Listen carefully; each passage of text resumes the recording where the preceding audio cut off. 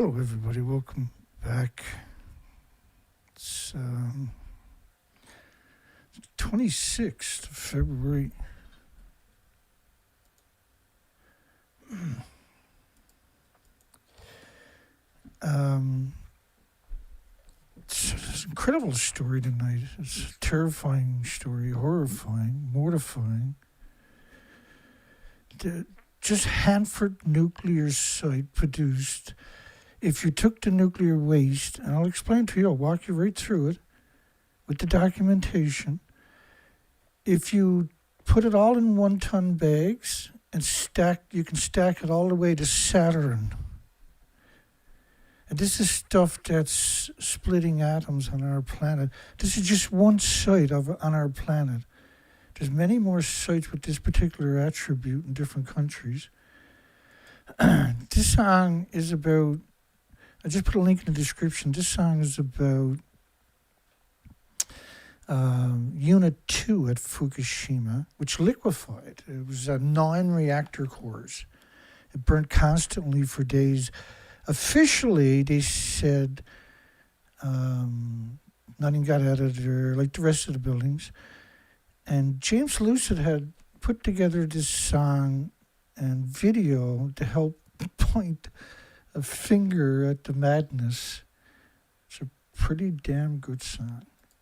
I'll put a link in the description. I'm sure you're going to want to hear it again. So I'll be back after this short song.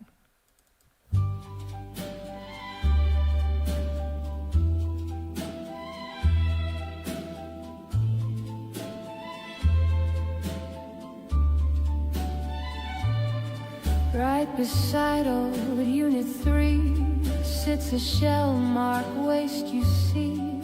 Tanks of resin stacked with care, holding what the pumps caught there. TEPCO field 2 plans to show.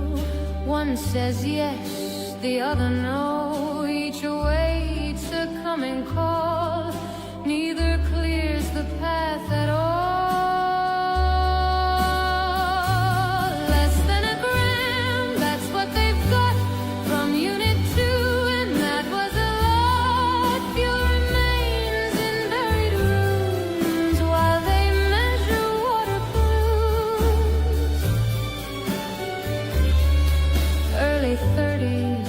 They say when the work might get underway, decommission down the line, mid-century's hopeful sign. 880 tons remain, none retrieved from 3's domain. They debate what space to claim, still the Buildington stays the same.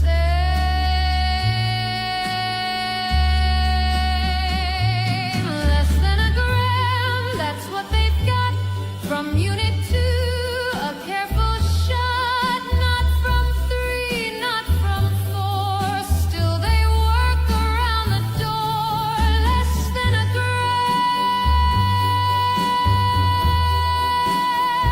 Still asking for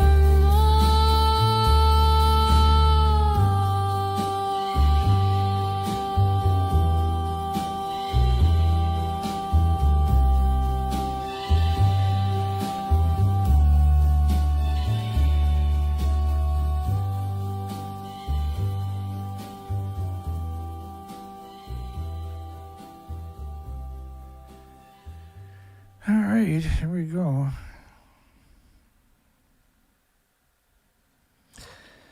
These are complicated stories. I like to ease us into them sometimes.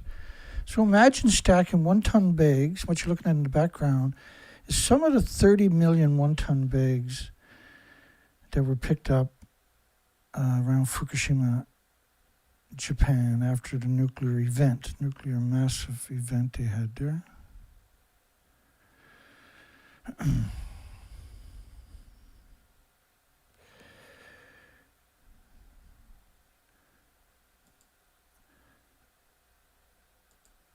Has 80 years of uncontained nuclear waste production destroyed the future of the entire planet, all the water, And your water is your life. Your water, without the water, we're like the moon, right?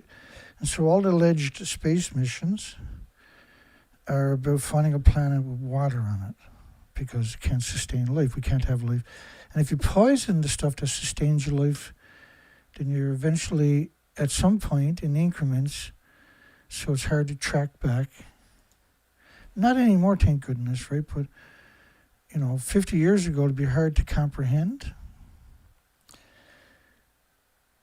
So make sure you get your votes in on that. We're just about to jump into it. Just a quick note. So nuclear is being pushed right now. The so-called nuclear renaissance is being pushed with the theory that everybody needs nuclear, everybody wants nuclear, and we can't have data centers, AI without nuclear. Well, we don't need AI. Like, is it worth putting billions of people into poverty because you can't afford electricity, worth being able to make pictures of cats when you can just get your camera and take a picture of a cat? Like, the novelty's already worn off in that stuff. A long time ago, a couple of years ago, the novelty's worn off on it.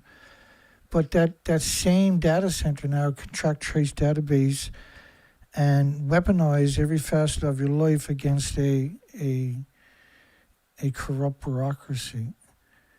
So let's talk about this. Homes are paying twice as much for data center because of data centers. Data centers are paying half the price of the people that built the infrastructure, that paid for the infrastructure, that sacrificed all their precious metal and resources.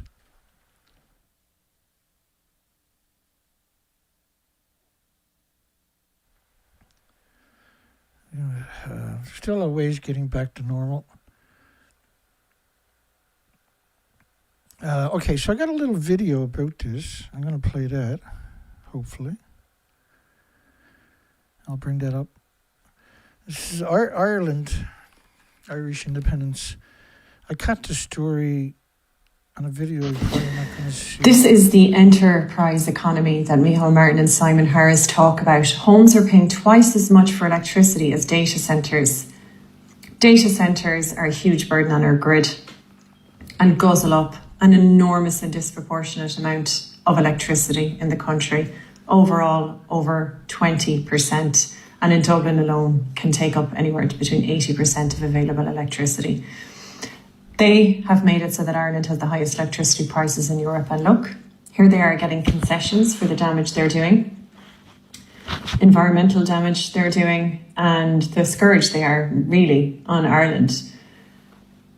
So here you see the working class functioning as a way to absorb the costs of enterprise. That's the enterprise economy. And do not get the enterprise economy. They don't get trade. They oppose the trade deal with Canada, for example, which is the flesh and blood of our enterprise. So that man just said that the Canadian trade agreement is the lifeblood of the Irish economy. CETA, the trade agreement with Canada and the European Union, includes an investor court, which means that Canadian corporations can take the Irish state to court if they interfere with their profits. I don't know, like maybe increasing minimum wage, that would interfere with profits. This is the enterprise economy that Micheál Martin speaks about. It isn't for households, it isn't for the working class, it's for enterprise. So when you hear him say, I am for enterprise, believe him. Believe him. Yeah, you better believe him. But the data centers are a big problem. They want a lot more of them. They want one in every community that targets all your shopping, all your travel expenses. They want to tax every facet of it because we have an extinction event, right? Everybody, except for a very tiny fraction of people, are being honest about. And when that fraction of people, I mean, almost nobody. I just produced my last dozen videos. 8 of them are severe emaciated whales of every species worldwide showing up in late stage starvation. So emaciation is starvation. I was, you can see each of these videos are an enormous amount of documentation. It's absurd. It's 8 videos of absurd documentation. It's an absurd amount. Including this video here. And this one, my last video, plummeting insect numbers, single and imminent collapse of nature. Now, if that's not enough for you, that's 3 hours, 4 hours, 5, 6 hours, 7, 8 hours, 9 hours, 10, 11, 12, 13, 14, 15, 16. That's 16 hours of documentation. It's overwhelming. It's incontestable, unassailable. It's absolutely solid. And the insects, I start off with the academic studies showing how the earth dries out because of radiation and how water no longer gets absorbed into the earth, so you have these flash floods, and that the foliage in the litter doesn't recycle back into the ecosystem because we kill the biota and the fungus and the bacteria. And what that means is you got lightning strikes, you'll have forest fires erupting, this foliage and litter that should have been broken down years ago drifts long distances and is not supposed to exist to do that, which 1,000 feet is another forest fire. It repeats it over and over, piggyback. It's absurd what we see going on post-Fukushima. And if that's not enough for you because you're thick-headed, come to my playlist of mass species die-offs and then scroll through the 60-plus videos, which are not all the videos on my site.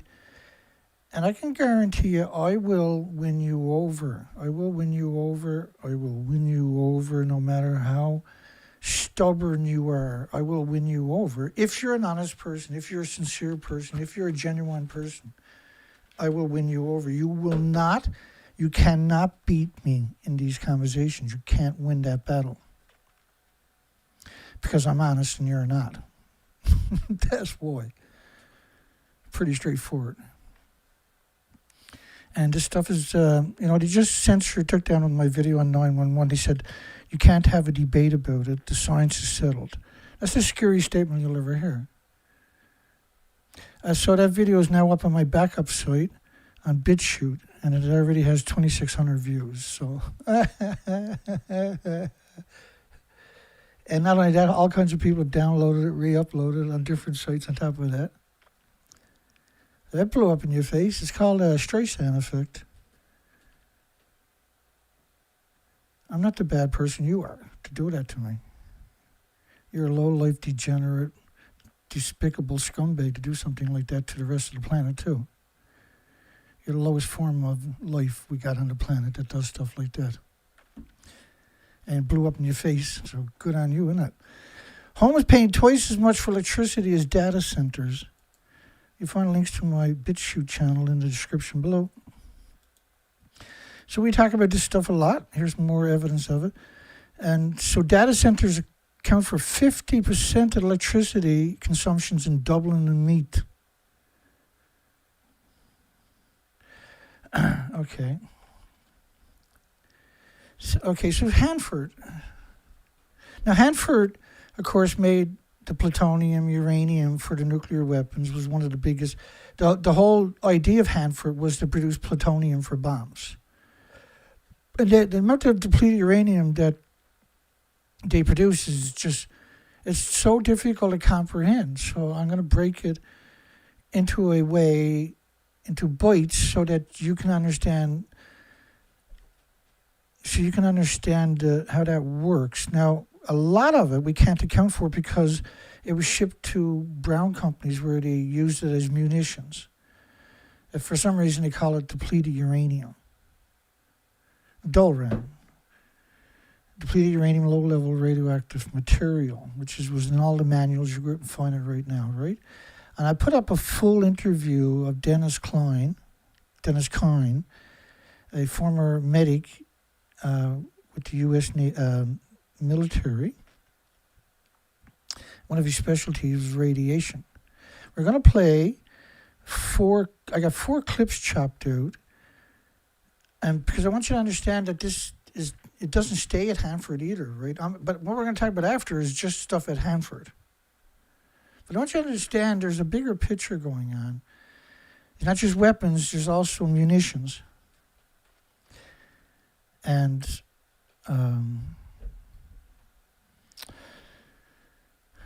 Lorraine Moret, I put a video up in my video section about a few weeks back or a month ago or so of her talking about a depleted uranium conference in Hamburg, Germany, where a Japanese physicist calculated a fraction of the material that was used during the Kuwait so-called conflict, right?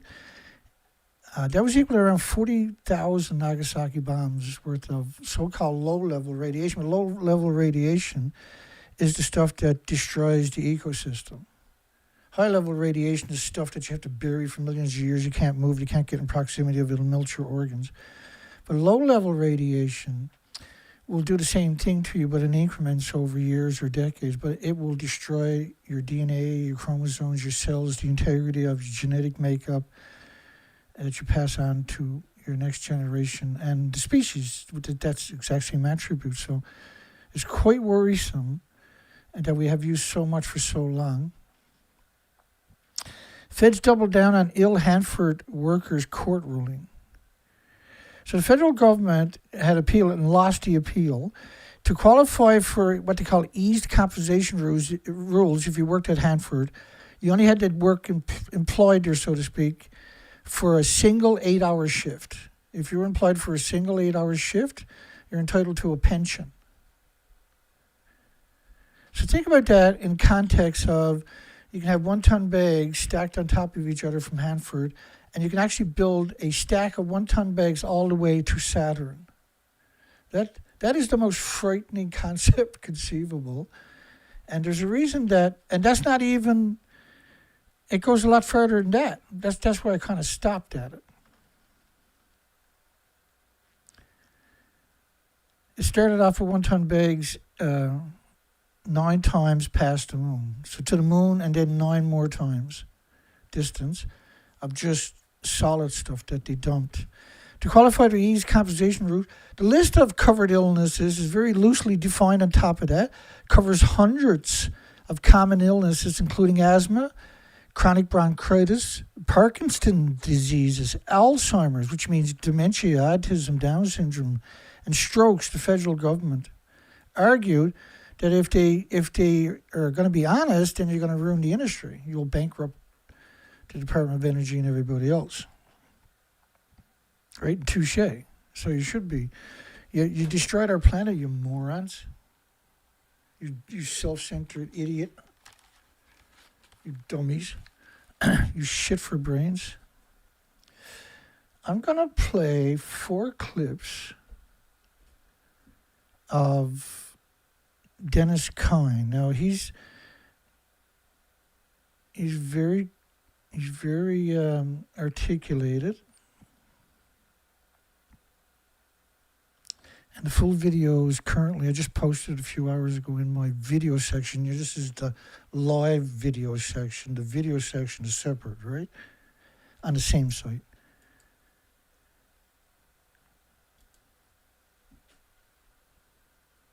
He set up a defensive posture from an invasion, and he was ready for it.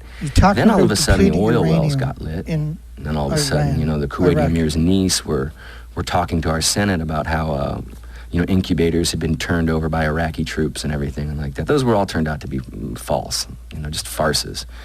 But that was the premonition on which we went on attack to attack attack Iraq, if you will. And I knew real early on that something was fishy because, prior to that, we had been fed incredible vaccinations, making everybody sick. We've been fed pyristic bromide tablets, which were meant to shut down our synapses from a chemical or nerve agent ripping through our nerves. And we walked into, what turned out to be depleted uranium. So basically, I spent 9 months watching everybody get sick. I had been scheduled to get out of the military in January of 1991, which is when Desert Storm started. That would have been my elapsed time of service, was January 91. I should have been going home. But they do what's called involuntarily extend you. So these PB tablets made everybody crazy. Next thing you know, you just got people who are whacked out, and then the war started, and we pretty much walked into depleted uranium after that. When the war started, that was after 45 days of bombing. Right. Can you talk about that first? Right. So January 17th, we just rained bombs on the Middle East for 45 days. And all night and all day. It was all night and it was all day. It was mock going by for 45 days. And then they decided that we had pelted the turf enough to send soldiers in. And so that ground war lasted for 72 hours. And it's been claimed to have been the greatest victory in American history, or the greatest victory in any war story. But it's a big scam. And the big scam starts when we crossed the line.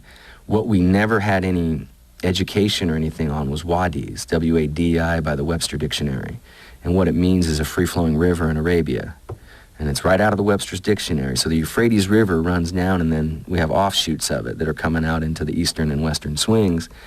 And so why, albeit I've told this story many times to people, and they go, our vehicles can make it through anything. We know that, Dennis. I go, well, I was there, and I got a picture to prove you different. If you want to buy that the M1A1 Abrams is the beautiful tank it is and it can motor all the way to Baghdad, you have to remember that the support vehicles couldn't. And you got to have 2 to 1. You have to have 2 support soldiers for every soldier in combat. You have to have one feeding them, one gassing them, one supplying them. You have to have a chaplain up there to take care of it. It's like you have to have a whole crew moving to support this mission. And so when they finally recognized that the vehicles we were pushing behind it couldn't get through these wadis, they did what was called make a left hook. Gabe Hudson talks about Dear Mr. President, a left hook, the end run. And it wasn't supposed to be a left hook or an end run. It was supposed to be us going all the way to Baghdad. But we couldn't get there because of the wadis. So we hung a right turn, and we ran into this freeway, which was later referred to as the Highway of Death. And if we take a look at this current conflict we're in, we go back to the way we got to Baghdad this time, we went right up the freeway. You don't see any of the footage out in the middle of the desert. The supply people went up the freeway and the tanks went up the sand this time. Living proof about why we couldn't get there last time, because we took the highway this time. And when the soldiers ran into the depleted uranium, everybody got sick. It was immediate, Soldiers got sick, very quick, pale as a ghost, vomiting, the whole thing, all signs and symptoms of radiological exposure. And so what they did was they put us in our vehicles and called this ceasefire. And I happened to have been at the airfield where the ceasefire was supposed to be congregating. We went out there because we thought Norman Schwarzkopf was coming. We wanted to see him. He was our hero, right? They never showed up. We were the only 4 people out there, I think, So basically, the ceasefire, the next day we were in our vehicles going all the way back to the rear, sleeping underneath our vehicles all the way back. If night fell, we just crawled underneath our truck and slept there, probably breathing the particles that were falling off of it. And we got back real quick and got onto a TWA airplane and came home. We didn't fly home on C-130s or C-141s. We left our vehicles in Daharan, got on private aircraft because a lot of these soldiers were going to die, and they knew it. And they didn't want them to die on the battlefield because they would have been considered combat casualties. So they rushed us right home, where everybody buzzed like a radio antenna for a little while. And what they did was they sent a whole new crew of soldiers up front to do what I refer to as cleanup. But more importantly, it should be referred to as a crime in a disguise, because they didn't want the mainstream media to see what had happened on that highway. So the engineers dug trenches on the side of the road and buried everybody in them and covered them up. Makes me kind of wonder what the mass graves they're finding this time really are. But there's all kinds of evidence that actually occurred. Some of the Iraqi conscripts were actually still alive when they were buried in the sand. So it was a very cruel and very inhumane thing to have done. And they told us while we were getting back, we're like, what's going to happen up there, man? It's pretty nasty. And they're, well, yeah, the bodies are bloating, they're getting stinky, and we know Saddam won't clean up his own people. They acted like they were dignified in this mission. Saddam isn't going to clean up his own people, so we'll have to clean it up for him. But it wasn't for anybody. It was to hide the mess that had been created, the melting of these human bodies, and get that stuff in the bottom of the ground. And that's what they did. Well, we flew home and everybody got sick. These soldiers that went in after me are much sicker than the soldiers who were there for that 72 hours. Because the particles that get created, a lot of doctors are talking about aerosolized particles. I like to refer to it as radioactive fallout. nuclear fallout, if you will. And they want to talk aerosolized particles, that's fine. But the term is it's radioactive, and it's the fallout, and these are these particles. And a 1961 document that the Stanford put out, and it's not even a document, it's pretty much an academic journal that says these particles cook off. They're called metallurgical particles. They cook off to be smaller than bacteria or viruses, which indicates to us that we can't see them, because you can't even find a bacteria or virus without a super microscope. So these particles are so small you need a sub-micron filter to keep them out. But a U.S. Army soldier is trained to believe in this MOPP5, Military Occupational Protective Posture 5. That's the highest level you can go. And the soldier's trained to feel safer than anything in the whole world when he's in it. So he puts this on. He says, I can work in the environment. They'll let him work for a few hours, go back, hydrate him, get him back out there. I went to NBC school on Fort Benning, Georgia, which is Nuclear Biological Chemical School, where they put me in that suit and had me playing volleyball, in Fort Benning, Georgia heat, and I know what it's like to work in the uniform. The problem becomes is when these soldiers are feeling safe, doing the job, protecting their people, whatever their psychological idea is, they had no idea that these particles were so small that they were going through their filters. They were breathing them and they were ingesting them, and these soldiers have, alpha-emitting particles lodged in their lungs and all over their body, and the qualitative result or the end result is that they've had children that were born with deformities, incredible deformities. And some of the accounts of the soldiers coming home with their war trophies, maybe they grab an AK-47 from the battlefield, or, everybody loves a war trophy, prove we were there, because we weren't really allowed to take pictures. We weren't supposed to have cameras. That was the whole idea. So they bring home an AK-47 and stuff it in the bottom of their helicopter, and so when the helicopter came home, they'd pull it out. So for an extended period of time, these soldiers would break out their equipment back on the living room floor and liberate these particles again, and their children would die because the babies and these infants can't sustain low-level radiation at all. And so there's plenty of accounts of soldiers losing their children to these particles that they brought back after our scenario. Our scenario is like a gamma radiation scenario. There's accounts of some Marines and soldiers who came home and their inner organs fell out their backside, just like the females of Hiroshima and Nagasaki when their ovaries fell out. Their organs have just been melted by gamma radiation, which is the same kind of thing that you might find. It's not really ionizing radiation. Ionizing radiation is what we get when we go into this X-ray lab.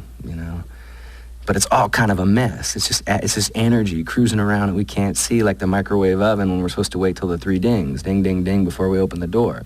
Because if we open it too early, there's a womp coming out at us. That womp's supposed to go through that little hole in the top of the microwave. So if you open it up, you kind of get low-level radiation when you do that. So it's everywhere. They like to refer to it as background radiation, but the human body is the least resilient creature to all of it. A dog can do better in a radioactive element than a human being can. So we're not built for it, and that's what we're trying to get Americans to recognize.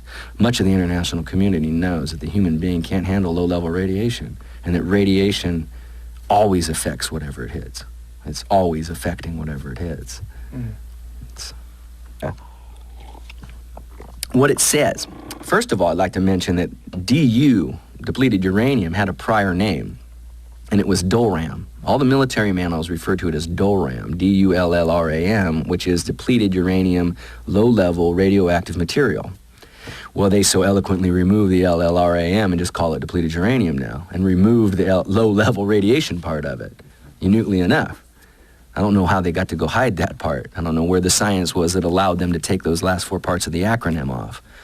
So we know that in our manuals, what it says is if you come across an area that was hit with a depleted uranium round, and this, I'm imagining this, it's still at my website, this particular CTT training, and what they did was they called it an update. Now remember, this manual is very old. They don't mind using old manuals, but the update states that if you end up in a depleted uranium contaminated area, you're to use the NATO marker, which indicates radiation. That's the marker we use, because if you go by an area of allied forces, we speak different languages, so they have universal triangles, which indicate whether it's biologically contaminated, nuclear contaminated, or chemically contaminated. One's yellow, red, and blue. So you take the one that says radiological radiation, and you put that in the area. And what you're supposed to do is if you get a Geiger counter, you find out how far out you go, and then you go, okay, don't cross this line right here. This is where it kicks out to.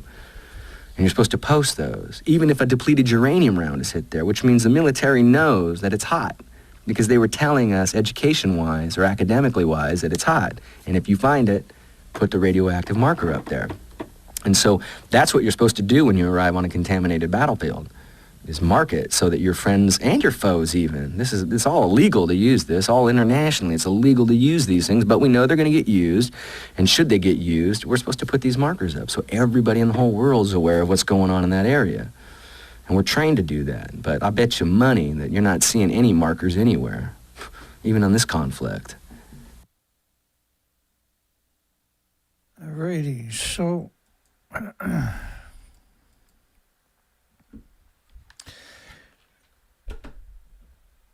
now, when he's talking about soldiers that were contaminated with the DU, their organs actually ended up melting.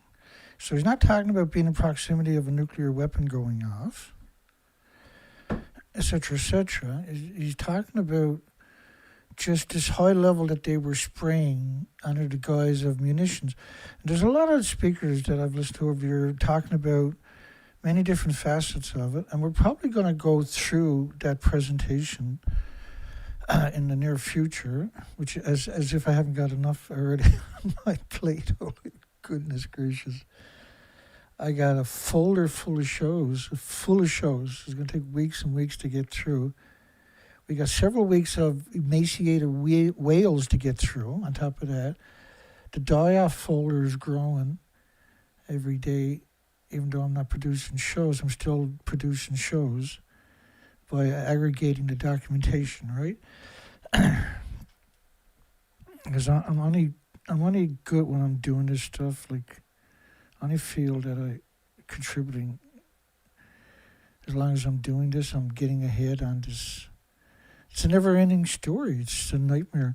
So we're not going to, we're not going to put the depleted uranium into the calculations I'm going to show you coming up pretty soon, another 5 minutes or so, because I'm not going to talk about France or Germany or the Soviet Union or China or Pakistan or India or Israel or anybody else. I'm just going to talk about Hanford only.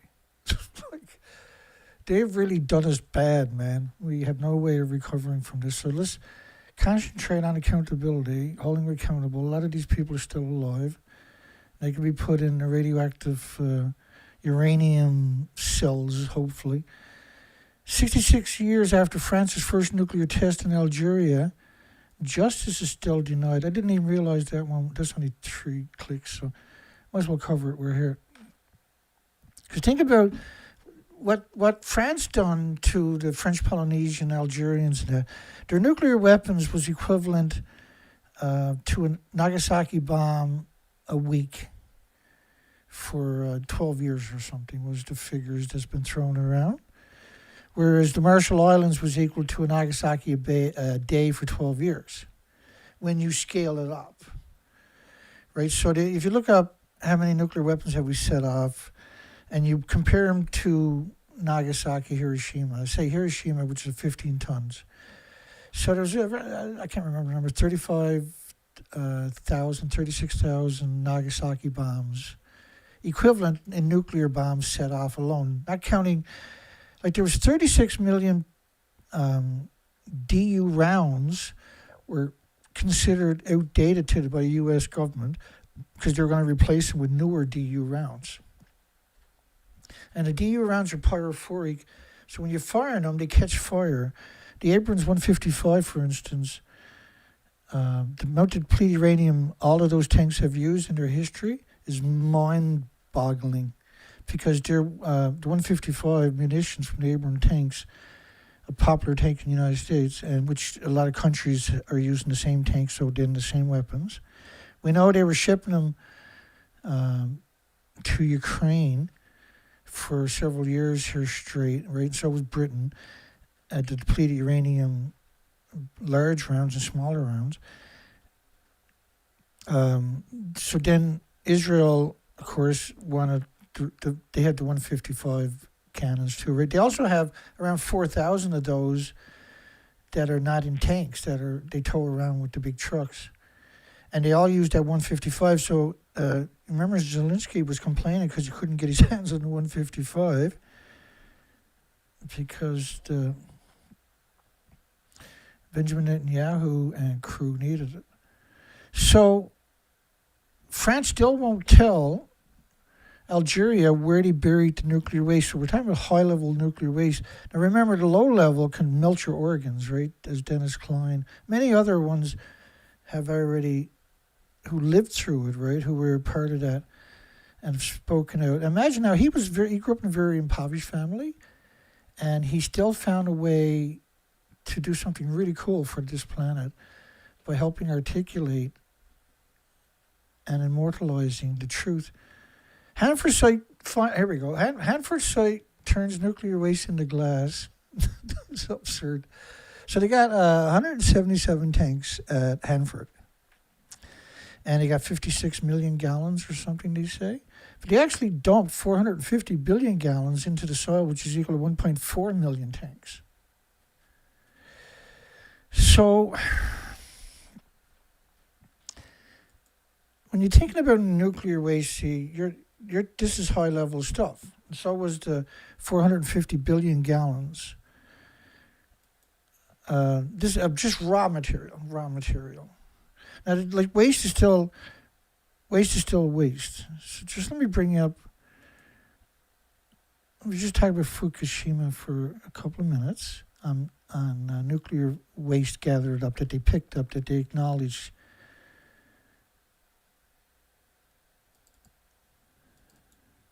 It's really something. They picked up 30 million one-ton bags. Because I want you to think in context of one-ton bags. Because we're going to be talking about Hanford. We're going to take Hanford and we're going to put its waste in one-ton bags. And we're going to add all these numbers up. And I think everybody on this planet is in for a brutal reality check. So go back to this story, March 7, 2016, plane passed a parcel with Fukushima. 30 million tons. This is stuff, and when talking about parcels, they're talking about one-ton bags. The bags deteriorate after 3 years, meaning the waste has to be packaged regularly. You're talking about, if you stack these bags, if you took these bags, they're 2,200 pounds because Japan is metric, right?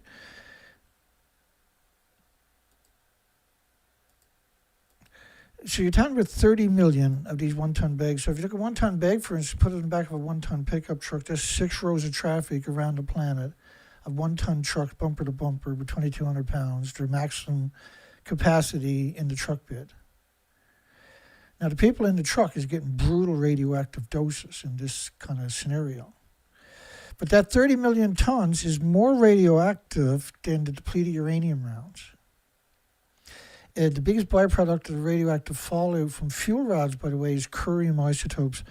So to be safe to say all DU, depleted uranium, DULRAM, depleted uranium low-level radioactive, so-called low-level, is compared to stuff that melts your organs in 30 seconds.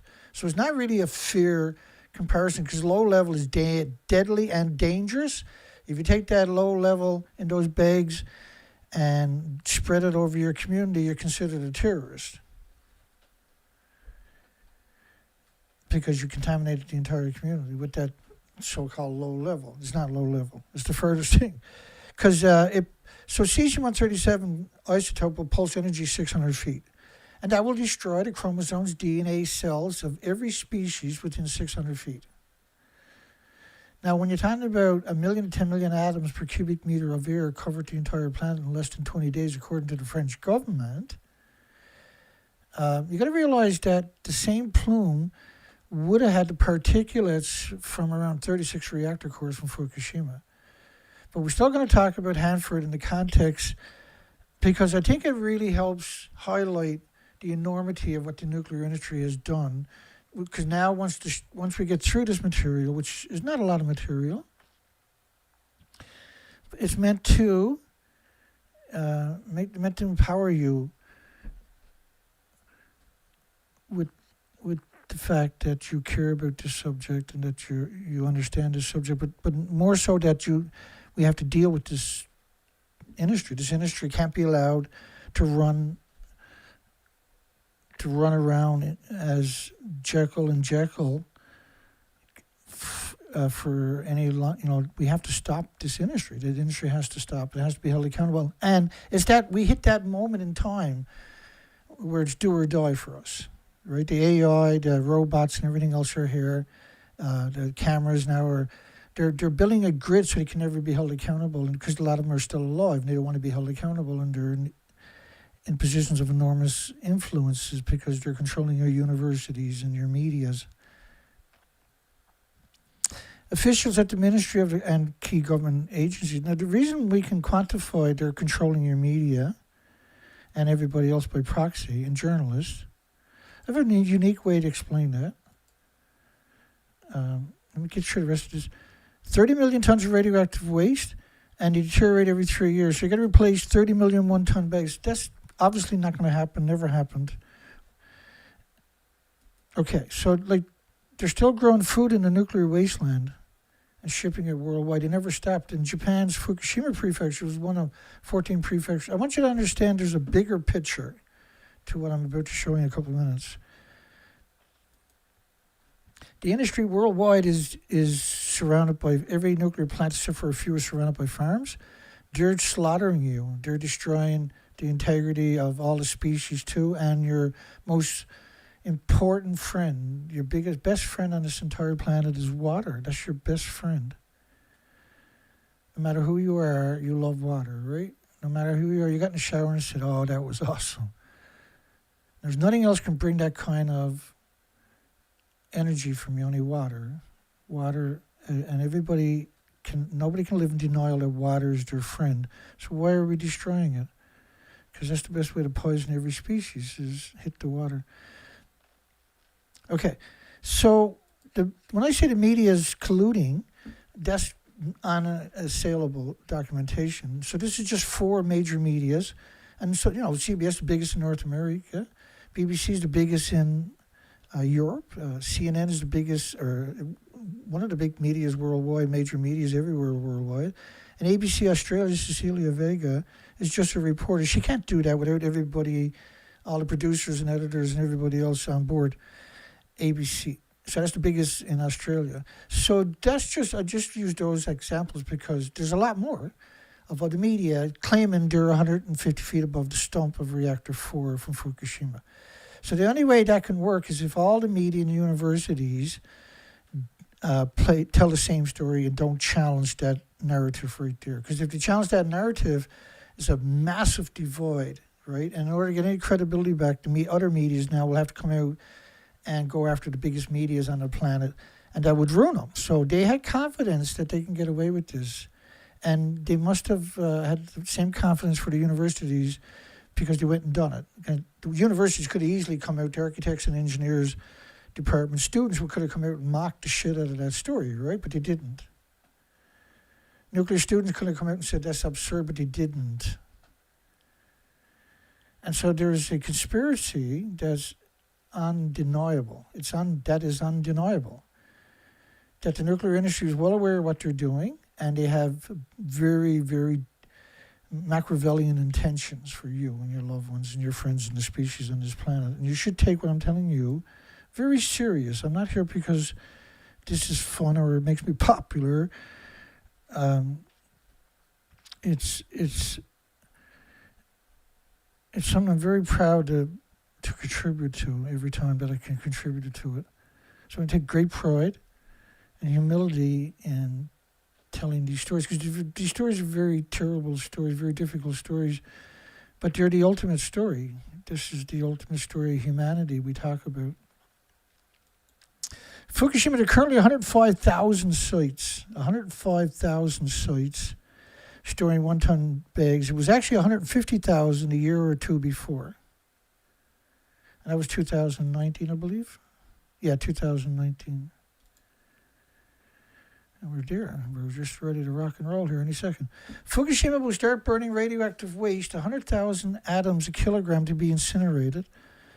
100,000 atoms per kilogram of anthropogenic. Now, they're only talking about a gamma. They're only talking about a cesium-137. The biggest byproduct of the radioactive fuel rods is the curium isotopes. Curium isotopes, you need lead shielding 20 times thicker than you do for plutonium. And let's be honest, the industry is absolutely unequivocally not honest. They don't have a single honest bone in their body, any of them. The stories are vetted, I'm assuming, through United Nations proxies, like the IRPA, UNSCLEAR, the ICRP, the International Atomic Energy Agencies, etc., etc. Researchers need to understand how the standard glass starting materials react with nuclear waste. I thought you knew what you were doing. You spent billions every year for 18 years and you still got nothing running. And now you're finally doing one test, and you put it took you 18 years to understand it. Well, therefore, find something else, moron. Like, Wigner effect doesn't give a fuck if it's steel or glass or ceramics or titanium or whatever. It's going to destroy it on a molecular, atomic, right? It embrittles it, no matter what the fuck it is. And just because, like, Hanford is... It's a desert, so you have uranium fallout liberated back into the environment through dust storms, and they're vicious dust storms, and you're talking about 585-mile site that is severely contaminated. It's way worse than this. But anyway, this story kind of works for the story we're doing tonight. More than 200 million liters of radioactive waste are stored in decades-old tanks, which is 177 tanks, which is 56 million gallons at the Hanford Site in Washington. But there was actually 450 billion gallons of radioactive liquid dumped into the soil, which works out to times 4 is gallons, 1.8 trillion gallons.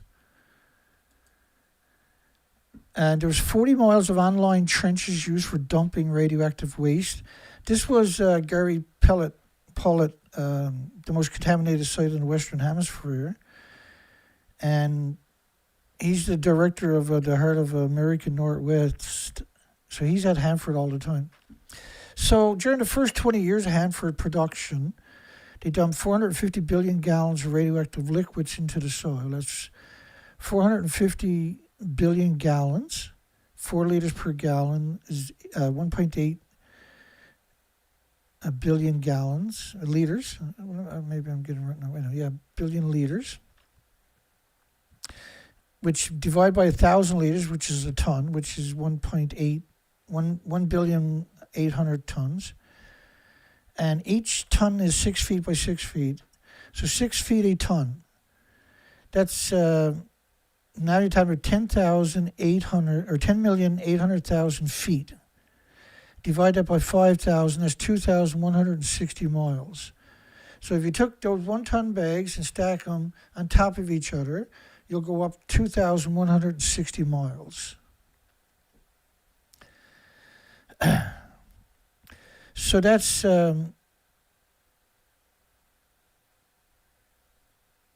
divide 2,160,000 miles by 25,000 miles, which is the distance around the Earth. That's 86 rows of 1-ton bags around the world, or 1 row of 1-ton bags that's 518 feet tall around the entire planet, or 84 rows of, that would be 84 1-ton pickup trucks, 84 rows of 1-ton pickup trucks wrapped around the planet. So it's 1.4 million of the big tanks, the 300,000 gallon tanks that they're allegedly going to melt into glass, which will break down no different, quicker than any other material, by the way. So the U.S., China, India, many other countries would and could and did produce similar nuclear waste, if not worse. And then the nuclear fuel pools are assassinating. Now, that's not the stuff we're getting to it. How long has Hanford been trying to turn nuclear waste into glass? Is since 2007. Now, they were at that long before that, by the way, back into the 80s, that was conceived, right? With major construction, and they spent, Bechtel and the rest of them spent, or took billions and billions of dollars and literally didn't go to work. And what they call vitrification is where you're allegedly going to take nuclear waste, they're going to dehydrate it, and they're going to evaporate that into your friggin' environment, folks. And whenever you hear the word dehydration, they're not storing the liquid. They're dehydrating material, and they're reducing the nuclear waste by doing that nasty, disgusting, despicable betrayal. So vitrification officially began in the mid-20s. That's what they were hoping for, rather. The Hanford Site stores hundreds of millions of liters. Now, we know that's not true. Well, that's what they got in 177 300,000 gallon tanks. What they call legacy radioactive. Now, we know because they're putting, this was back in the Manhattan Project, so the stuff you're pouring into the tanks, they knew, and the tanks were buried underground, 300,000 gallon tanks like you would normally see at an oil refinery. They know that you're going to get plutonium and americium, or you're going to get gammas and alphas and neutrons and betas, particulates gathering up under the bottom of the sediment like you do, because the tanks are not slushing around, keeping it in motion, like on a ship or something. These are buried in the ground because your lethal doses to walk past them at the surface. If they were at the surface, your organs will melt. That's the kind of energy this idiot stuff puts out on our planet that can't. There's not a species on the planet that has an autoimmune trigger can defend against man-made isotopes, right? If it's in your body attacks it for the rest of your life, or the birds or mammals or animals or the species. The body attacks the source, and the source is pulsing energy at the speed of light every second in every direction. So wrecking chromosomes and DNA cells, permanent lesions to all your organs. And as you bioaccumulated it, now every single atom that's in your body, man-made isotopes in your body attacks it with white blood cells and tries to put it in a sarcophagus. That could take you the rest of your life. It could take you a year, 10 years, 20 years, 30 years. But eventually, it'll build a tumor around it. That still won't contain it. But that's your body's reflex for a foreign object. It doesn't. There's no species on the planet that has an autoimmune trigger that recognizes what this stuff is. So this is why this story deserves more precedence. And the importance of being accurate about this, so that people don't only make appropriate conclusions. The idea is to give you the ability to extrapolate information and make a proper assessment and a proper conclusion based on the truth and facts and documentation, which, like a radio show wouldn't have those burdens to be able, to come out and show you. They're just telling you. You have to take their word for you. I try to bring you the documentation for the assertions. And I'm very, very, very, very picky about sticking to the facts. And the reason is because the people that are trying to absorb this stuff are going to use that to make important decisions for their friends and families and loved ones and community and hopefully the planet. So 1.8 billion, the routine, we went through it, right? The effort spanned about 35 to 40 years with work on vitrification concepts and smaller demonstrations predating overlapping. So they spent 40 years trying to figure out how to get it in glass when there was way better ways to do this. So this was just a stall routine. That's all it was. There was no seriousness whatsoever. They don't want a solution because you can't poison this planet permanently and kill every species. Because clearly this is what they're doing worldwide.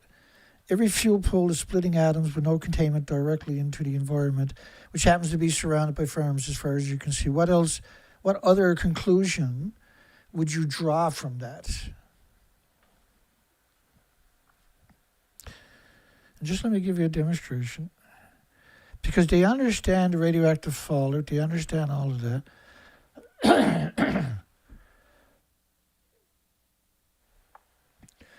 I'm a bit out of practice here. Starting to come around. We've had snow. So much snow. It hasn't stopped snowing since I seen you last. Yesterday, but then you had to get ready for today. This madness. I'm busted up. I'm literally busted up. Okay. Okay, that's what I'm supposed to look for. And that's the whole thing, right? The burden of me providing the documentation is desperation. It's an act of desperation. I never take the short road. on my documentation. I always take the stupidest route I can, which is the hardest route, which takes the longest, because I'm avoiding the documentation. Because that's the only way you can educate the population. So every nuclear power plant on the planet, except for a couple, and if you flip the script, they also have the exact same attribute. Every nuclear power plant on this planet has one particular, except for maybe, I sometimes say 5, but maybe a dozen. Let's say there's a dozen nuclear power plants on the planet that doesn't have this one attribute. And here we go. I'll take you through it. But this is not what we're putting into the equation tonight, the stuff I'm showing you right now. I need this for supporting documentation. So that's why I'm going down this road. Okay, this is Neptunium, but Neptunium-239 decays after 2.5 days to plutonium. These models are 20 days of plutonium fallout from Fukushima. Right, but we'll call it Neptunium because it makes you feel better. You know, there's 10 decays. So after 25 days, that model, which is 20 days, that's 21, all of that becomes plutonium. So why are we looking at a Neptunium when 8/10 of that is plutonium already? Because there's so much. Never stop coming out. And by the way, human kidneys, you remember Dennis Klein saying even dogs can handle radiation better than us? He was really right. It was discovered that human kidneys are 50 times less efficient than animal kidneys at removing plutonium. This is a satellite picture of Sellafield, which is, they recycle fuel there, so huge radioactive fallout. And this is a satellite picture. It's surrounded by farms as far as you can see. So 60 years of hideous, that's 1,000 buildings on that site, by the way. And so when you think of the context, that's 1,000 buildings. How big is this farmland actual? That's a satellite picture. Surrounded by farms as far as you can see each direction. And right up to, and so is Churn. And Churn produces some awful, awful radiation, folks, and it's vented.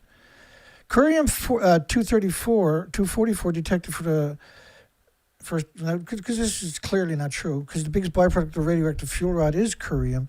You would always detect it if you had a $50,000 Geiger counter that could find it. Detected for the first time outside the Fukushima plant requires lead shielding 20 times thicker than plutonium. Now remember, plutonium, that's your plutonium model. Yeah, it's Neptunium, but after 25 days, all of it is plutonium, and you're already at day 20 and 21. And this is TEPCO's. TEPCO doesn't include any of the fuel pools. They're all lost. So the curium is the biggest byproduct of the radioactive fuel rod, but the curium isotope. But the plutonium in the studies by the Canadian, U.S. Navy, Loveless Respiratory Research in New Mexico, 144 beagle dogs, they all died from tumors, 3 different tumors typically. I'm sorry, you will get, typically, if you live long enough, a couple of years, you'll get 3 tumors, lung, skeleton, liver. And the majority of the animals, 93 of the 144 dogs, died of bone tumors.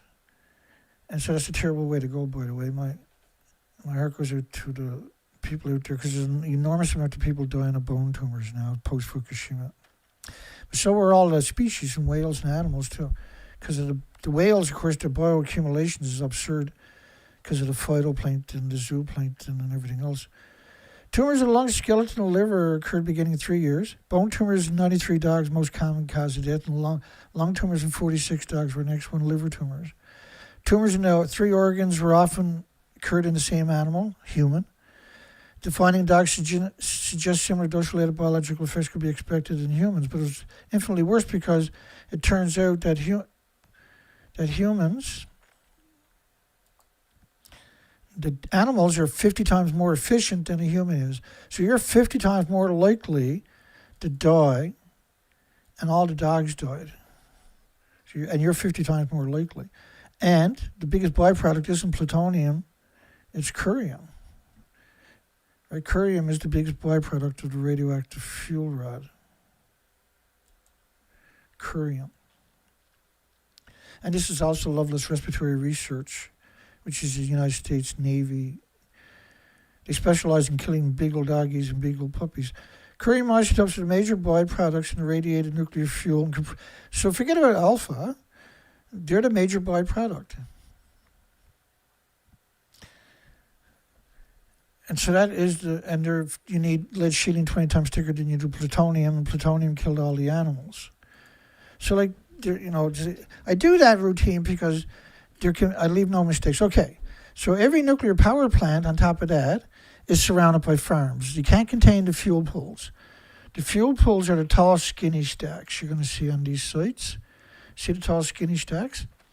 They're venting the fuel pool. The fuel pool, every 12, 14 months, you're putting another third of your reactor core in the fuel pool. So the fuel pool, at the end of 1 decade, has around 5.5 reactor cores. So they're still producing the isotopes to power 1 million homes and businesses, but there's no containment. And so they go up to tall, skinny stacks. That's not included in the equation. But I just want you to understand that every nuclear power plant has that particular attribute. They can't contain it. They're not even trying. They can't contain it. It's so small it'll go through any filter. Even like the filters for the hazmat suits, it goes through them. So you can't put a scrubber on these things. It doesn't work because you can never change the scrubber. And then after a few weeks, the radiation going up, which is low, hits the scrubbers, which are really high, comes out the other end even higher. You can't use it. You can't filter it. You can't filter water through it because after an hour, the 2 sieverts a liter going in there are 12 sieverts a liter coming out the other side. You can't filter that. Now, you can't get near the pipes, right? To change this or fix that, or you can't, the whole site becomes, the whole production area is, like the glassification at Hanford, once you turn it on, you can't get back in the building. Think about that statement. You'll never know if it's broke down sometimes. You can't get near the packages. So every site being surrounded by farms, every nuclear site hemorrhaging isotopes from the fuel pool, that's not included in the equation I'm about to show you after this. Tell me that's not madness. Tell me this whole fucking story is not insane. For goodness sake, somebody please do that. Tell me I'm wrong. Prove me I'm wrong. Show me I'm wrong. I produced so much material, surely you can prove I'm wrong. I must have made some Freudian slips along the way you can weaponize against me. You can't take the other 99.9% of the material I provide you and talk about and criticize that, but you can find a Freudian slip, chop it up, and then try to bludgeon me and put out seeds of doubt because you control the media. You're able to get the views. You're a coward industry. The industry of nothing but cowards. The only reason your industry succeeds is because everybody's a coward.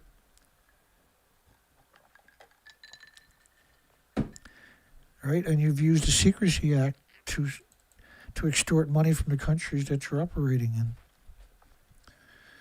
And why is every nuclear power plant surrounded by farms as far as you can see? Because they're fucking poisoning you and your children, which can't handle any kind of radiation. Wake the fuck up. Get your shit together and get the fucking war alongside of me, for goodness sakes. You can do this. I'm providing you all the documentation you could ever dream of. And my whole site's fucking full of it.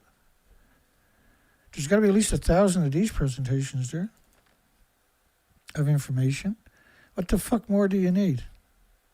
How much do you actually need? I got it. Tell me what you need, I'll get it for you. I'll find it.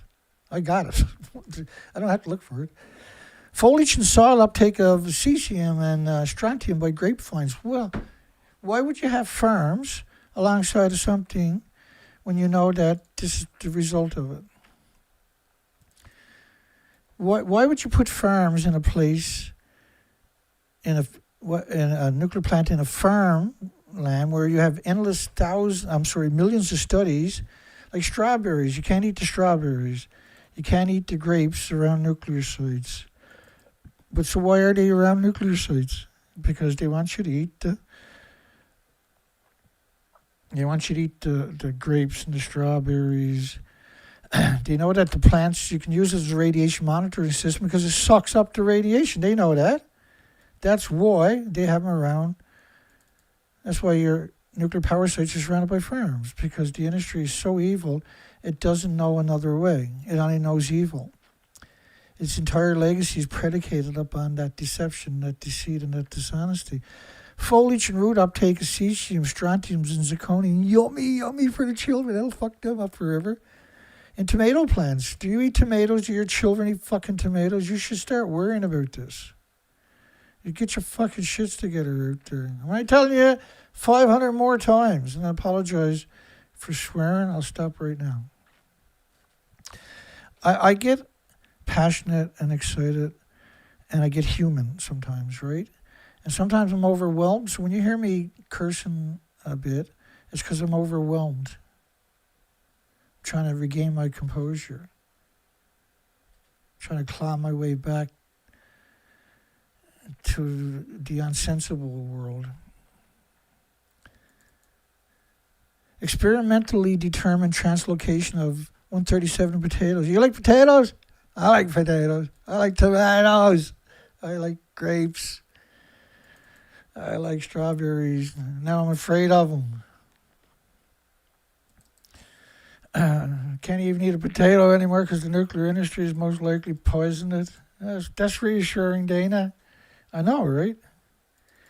How about the influences of development of temperate fruit tree species and the potential for their uptakes of radionuclides? There's so many. There's millions and millions of studies. I got to get better ones for this particular set and put these radioactive fallout in it to help tell the story a bit better, hopefully. To drive the point home, why is every nuclear power plant surrounded by communities and farms? Because they love you so much? Because they're trying to save the environment? Because they're trying to protect you? Go take your iodine tablets when we have an accident. It's always an accident. Every nuclear power plant is hemorrhaging from the fuel pools. The older the plant, the more radiation is coming out of there every day because there's more fuel in the pool. The fuel is still splitting atoms. The fuel cycle is about taking fuel rods, going through the chain reaction, and now they're perpetual machines. They make plutonium perpetually for weapons and anything else they want it for, which is never good. It has no redeeming qualities whatsoever.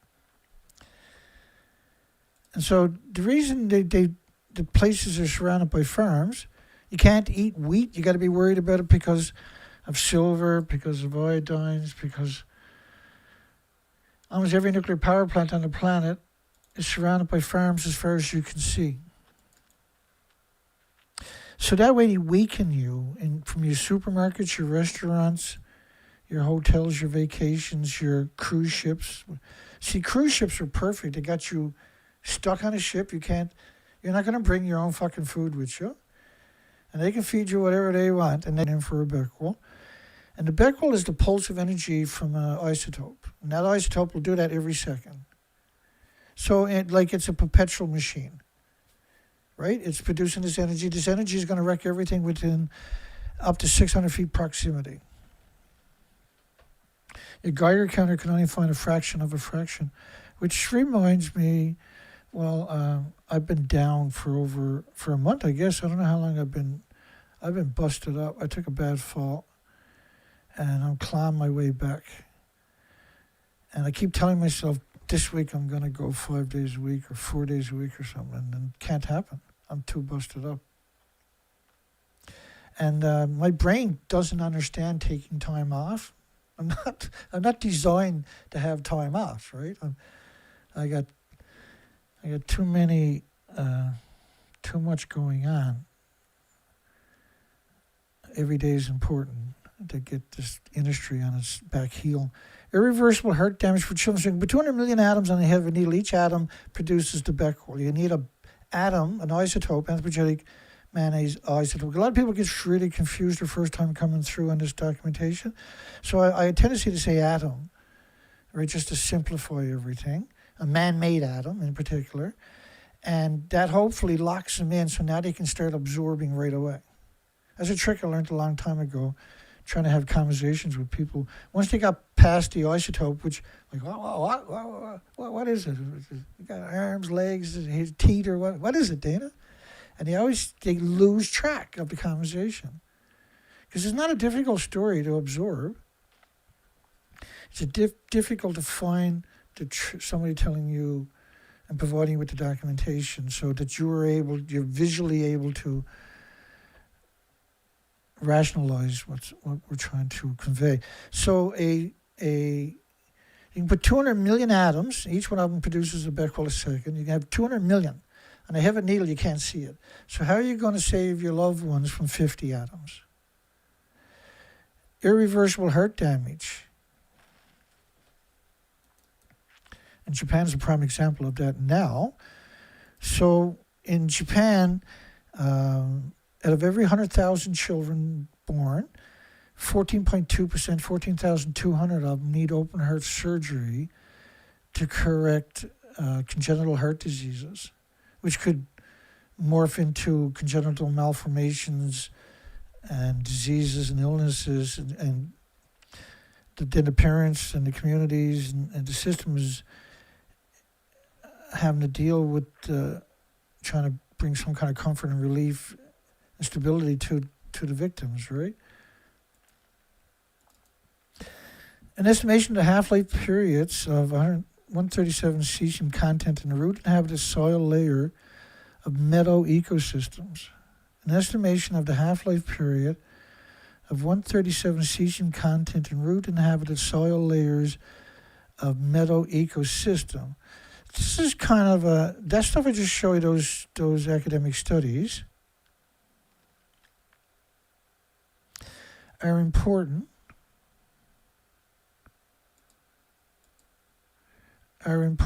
If you're going to watch this video here, plummeting insect numbers, and you see a bee on the picture there and a dead fledglings in the nest. Plummeting insect numbers signal imminent collapse of nature. And so I began that with studies explaining why the biota that's in the soil has now been compromised.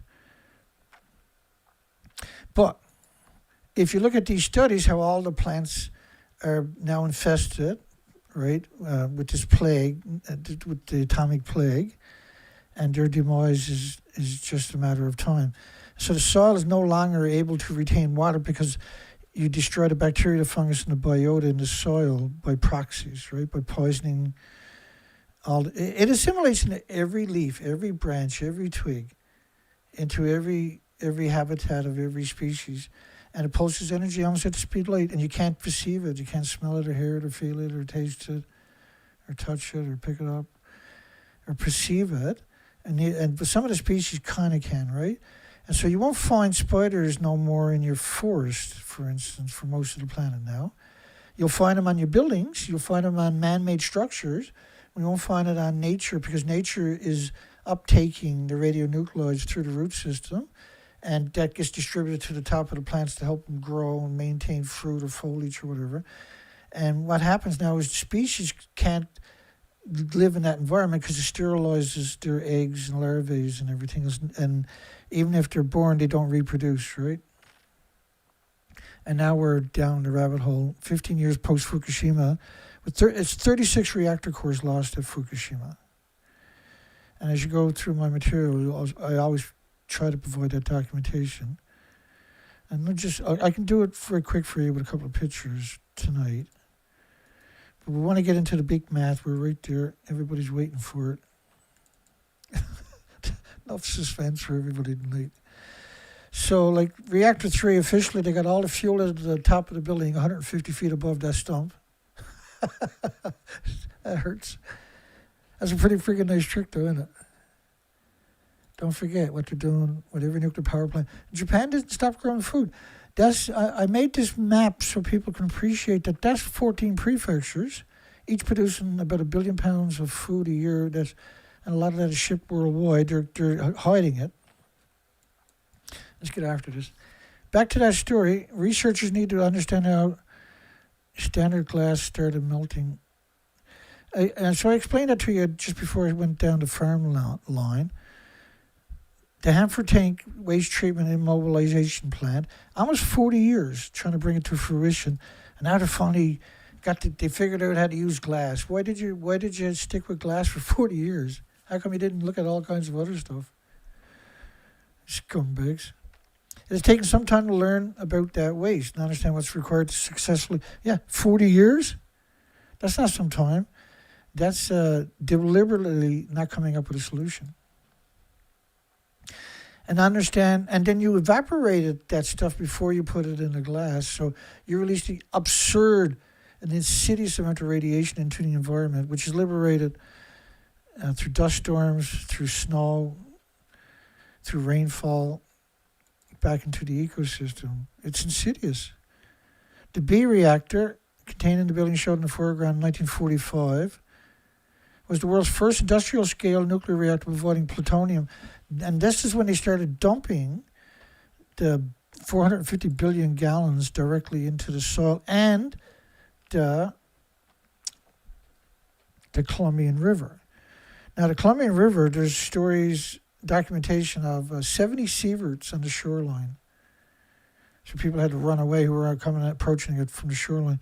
So if you're on a boat going down that river, and the river is always moving the water, it's a big volume of water, and it moves down to the Pacific Ocean eventually. I think it's Pacific Ocean, is it? I can't even remember anymore. Yeah, Pacific Ocean. I think it goes all the way to the Fraser River, doesn't it? It's one of the longest rivers in Canada. So that entire river is all radioactive water. That water should be collected and put in 1-ton bags, put in this equation, but it's not. So don't forget that. And we're talking about 70, 80 years of this material, the entire river, radioactive river flowing. That's not going to be an equation. Hanford quickly became a key player in the Manhattan Project, using the Rico Fermi design. Idiot. They should dig that guy up and incinerate his ashes and spread it over nuclear wasteland. Hanford engineers built the world's first industrial-scale plutonium production reactors capable of handling hundreds of tons of the uranium fuel that was used for producing plutonium. Oh, really? So the rest of the fuel is dumped. They only need the plutonium. We're talking nuclear fuel. So it goes through the fuel cycle. And the only thing they want out of it is the plutonium. The rest of it they got rid of. Where did they get rid of it? And then when you put those numbers together, you have 1-ton bags all the way to Saturn. Hanford engineers built the world's first industrial-scale plutonium production capable of handling hundreds of tons of uranium fuel.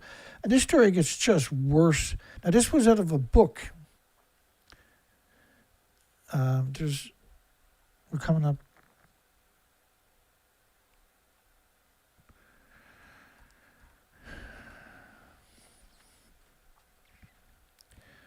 Hundreds of tons, like holy shit, folks, of uranium fuel that was used for producing plutonium. So the fuel is splitting atoms directly into the environment, no containment, and then it's put into an extraction system that is cooking it, boiling it at 3,000 degree Fahrenheit temperatures with nitric acid, which liberates all the isotopes, and they try to collect the plutonium. So 400 tons, 2,000 pounds, that's 800,000 pounds. Each capable of handling hundreds of tons, say 400 tons, right? So that's almost 1 million pounds. They're going to break down and extract plutonium from, which is the most pollution-intensive way you can do it. They also built 3 industrial-sized separation facilities to extract newly formed plutonium from uranium starting materials. It has to go through a chain reaction in order to start. It has to go into a fuel cycle in order to have for it to start being a perpetual machine, which is producing all kinds of isotopes, but they need the plutonium. But we're talking about all kinds of isotopes. Just give me 1 second. I haven't.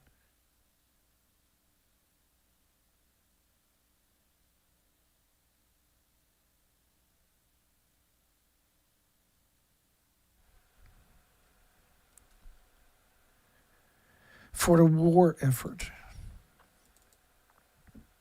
One was dropped in a Trinity test. The other was detonated over Nagasaki, Japan, killing hundreds of thousands, not tens of thousands. Afterwards, a local newspaper shared the news with Hanford workers using the headline, "Peace, our bomb clinched it." But then right under that, the second biggest headline is "Plant will not close." Franklin says, making clear the United States was committed to continuing plutonium production. So they doubled down right away after the war. Oh, we need it for the war. Now they doubled down. They need it for war superiority. We just need it. We want to blow them up all over the world. We want to have a nuclear war without a nuclear war. Same bombs, same radioactive fallout. We'll call it testing. But it's actually a nuclear war, right? Same bombs, same radioactive fallout. That's a nuclear war. That's why we worry about nuclear war. After the nuclear war, the U.S. government transferred control of the Hanford Site from the Manhattan Project to the Atomic Energy Commission, and workers ramped up plutonium production. From 1946 to 1954, we go from 3 reactors to 8. 8 reactors, each of them handling 800,000 pounds a year, I'm assuming that number is. Also built 2 additional separation facilities for the plutonium. In the 60s, a 9th reactor was built using a different design, which meant they were looking for a breeder. That was a breeder reactor, I believe, which was made of plutonium mixed oxide fuel, I'm guessing. During the early years of the Cold War, the facilities were all running at various stages, 24/7 producing plutonium. 24/7 producing plutonium. Ultimately, the plant produced 2/3 of the plutonium used in the U.S. nuclear arsenal. In the process, the site generated about 212 million liters of radioactive waste, which is still stored at Hanford, dispersed across the 177 single and double-shelled waste tanks. Now, as I explained earlier, we're talking about it again for a second.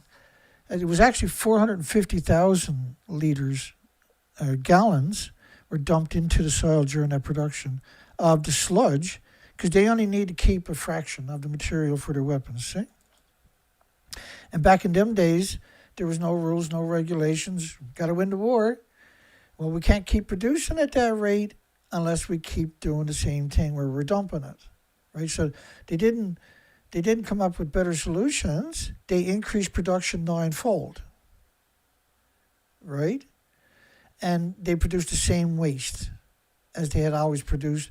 And they kept those regulations under the same secrecy agreement, which was meant to be temporary, which stifled any, which criminalized any dissenting voices. In the process, the site generated 212 million liters. It was actually 1.8 trillion liters that they dumped into the soil, right? So they just pretended that the only thing to worry about is the 55 tanks, 177 tanks, the 56 million gallons, right? And in the 1990s, the parties agreed that vitrification was the best option. It's a crazy story, folks. Experiments like the one shown here performed by scientists at the Pacific Northwest Laboratory was a key step in that process. What process? 40 years later, you still haven't mastered it, so why are you wasting your time on it when it doesn't have as good as attributes as the precious metals you need for your spaceships and your rockets and your bombs? Researchers needed to understand how standard glass started material reacts with nuclear waste. If it takes you 40 years, you shouldn't even be allowed to work there. You're literally an idiot. Glass blocks alphas and beta radiation, does not prevent gamma radiation from escaping, so vitrified nuclear waste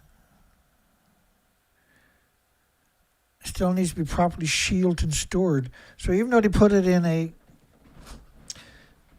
useless containment where they dehydrated the majority of it directly into the environment, and then the solid sludge that's left over, they put it in hot glass.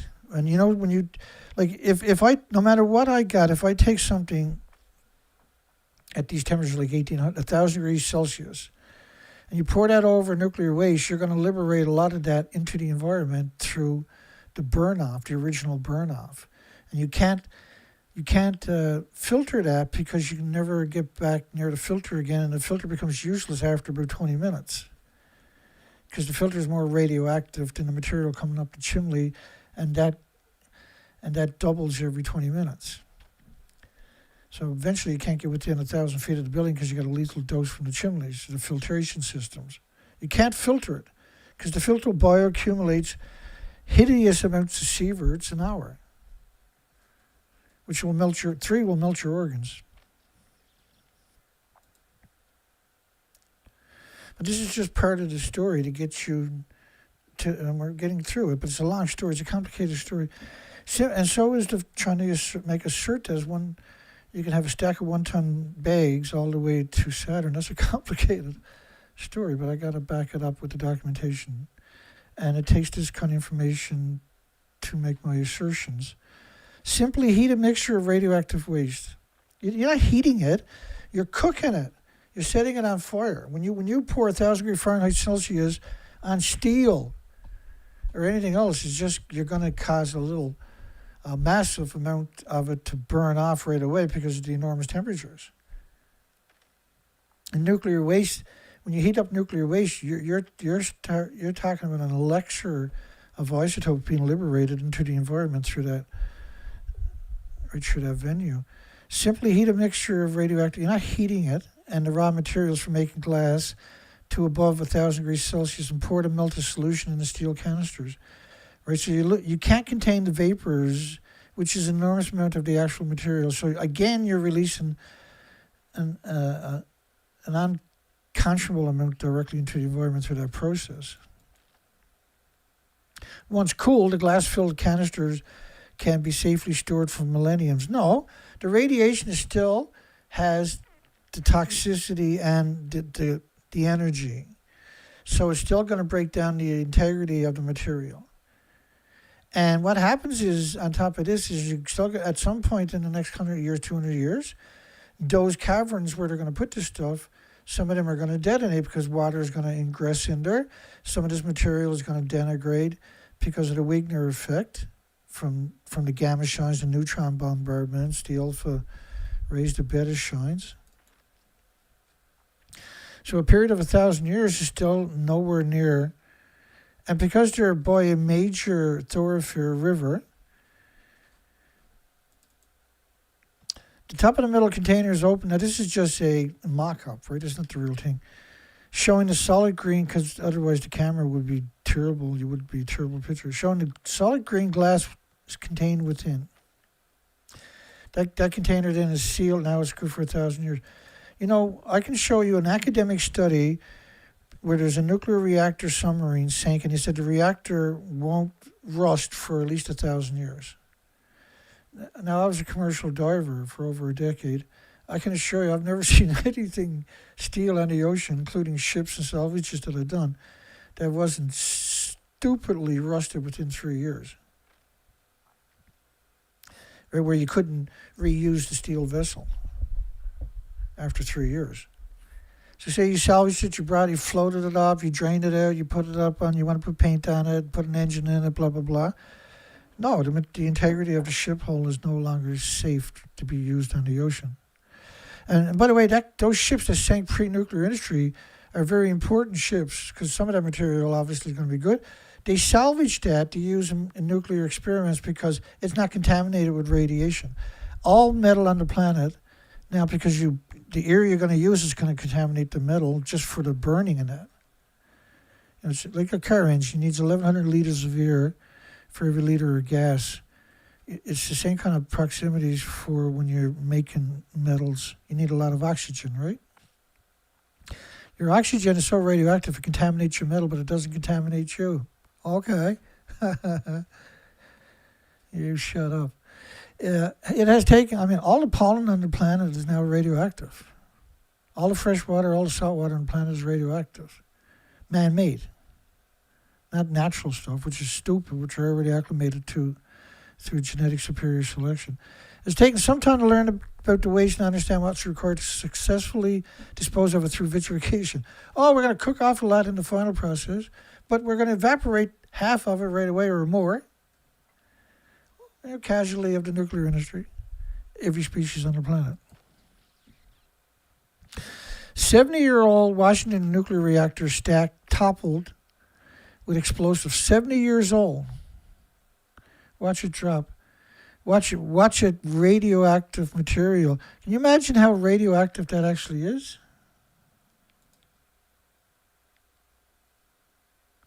I got the video. Here's the video. 3, 2, it might loop a couple times. I'm trying to get a better shot.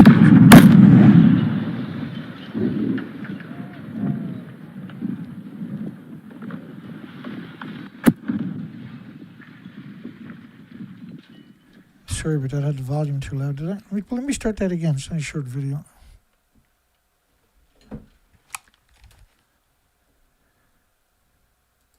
Five, 4, 3, 2, 1.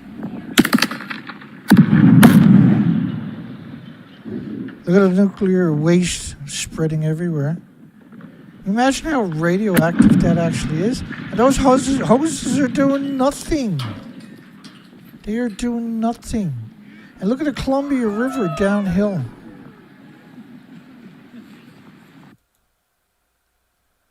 That is frightening.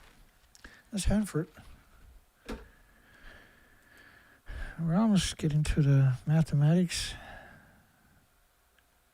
Oh, it's going to be what it's going to be.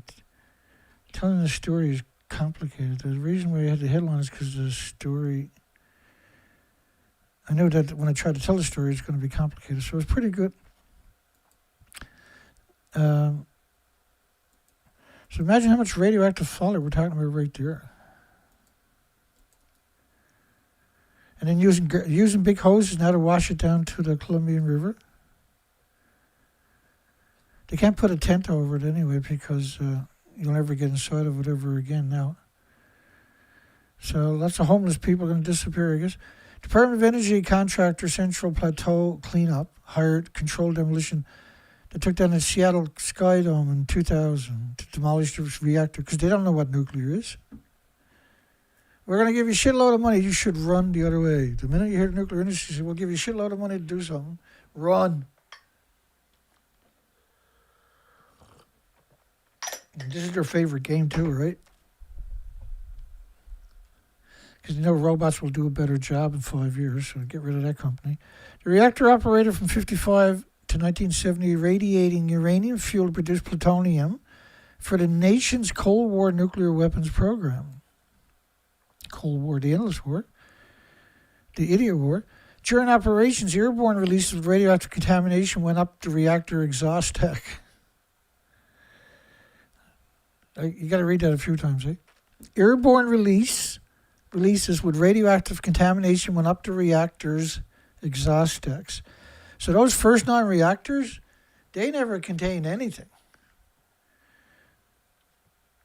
Like the water was going through it was radioactive when it came out the other side of the building, straight into the Columbian River. Hey, it's the Manhattan Project. They do whatever they want. That's what they done. These are lunatics, eh? They're revolting. And they're so maniacal and sadistic and twisted. They got their children into the industry to cover up, to help keep their secrets. Airborne releases with radioactive contamination went up the reactor's exhaust deck. Whatever goes up got to come back down. And downriver, there's millions of people drinking that water, washing that water. There's thousands of farms. And I looked at all of that too. Look at that coming up shortly. The stack was 300 feet tall, but in the early 80s, it was shortened to 175 feet. And sandblasting was done to help decontaminate it. You can't sandblast a nuclear. This is absurdness. Where so they hired companies know nothing about nuclear to come in and big contract boy working for the government. Oh yeah, where's to? Oh, just site. What was that up at Hanford Site? Damn it. Oh, your wife, you're looking pretty young these days. You got a lot of stuff gathered up there. The next guy in a few years after you dies of cancer is going to be pretty happy. The stack was 300 feet tall, but in the early 80s it was shortened to 175 feet. I wonder who done that. Sandblasting, ooh, geez, that don't give you the absolute willies to help decontaminate it. I'm not laughing. That's the gallows laugh. I'm doing it involuntarily because you're like, ooh. We need some more Mexico. I like the Mexicans. They're the best boxers on the planet on top of that. So that means they're warriors.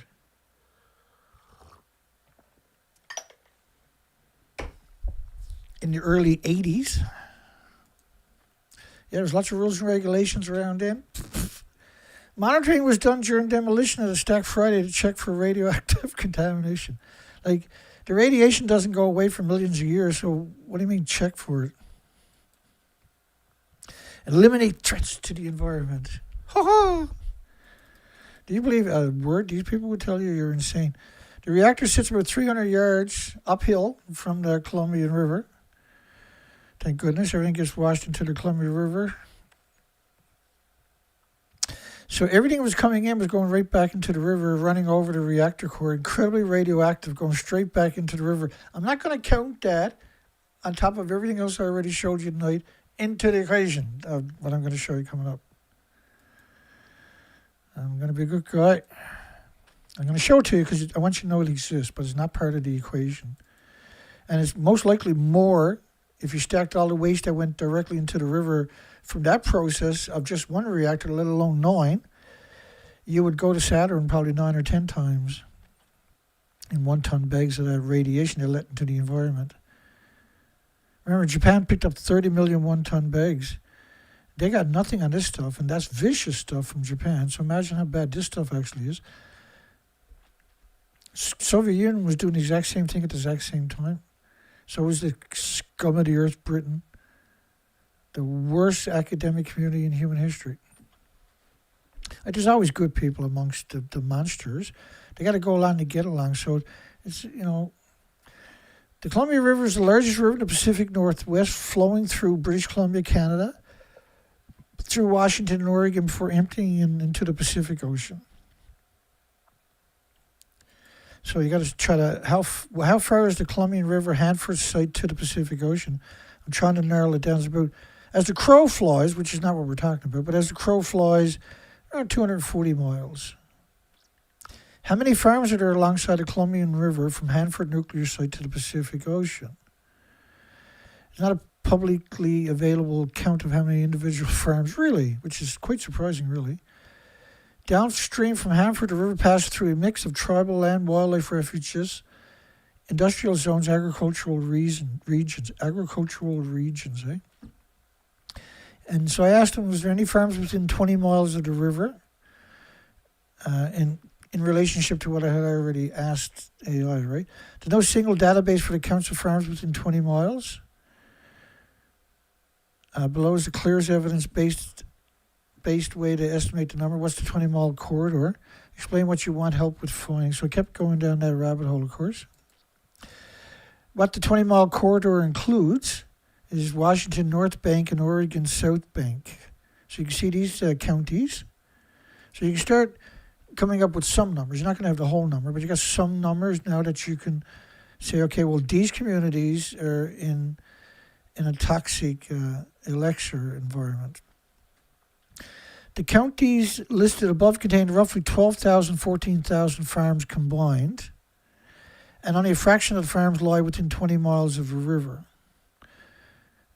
which is not unusual for that area. Now, I went down to what water resources are the communities using and stuff like that. I was trying to assess. I wanted the documentation to be how many farms actually use the Columbian River water. That was a great question. That doesn't mean that all the ponds and fresh waters are not contaminated that other communities are using, because they are. It's Hanford. The amount of releases from there have been unmitigated for its entire legacy, right? So it's permanent damage wherever this stuff migrates to. Key radiation districts that use the Columbian River, you can see them right here. because there's a huge population. So when they say only a handful, you're talking about a huge population. That handful is still a huge population.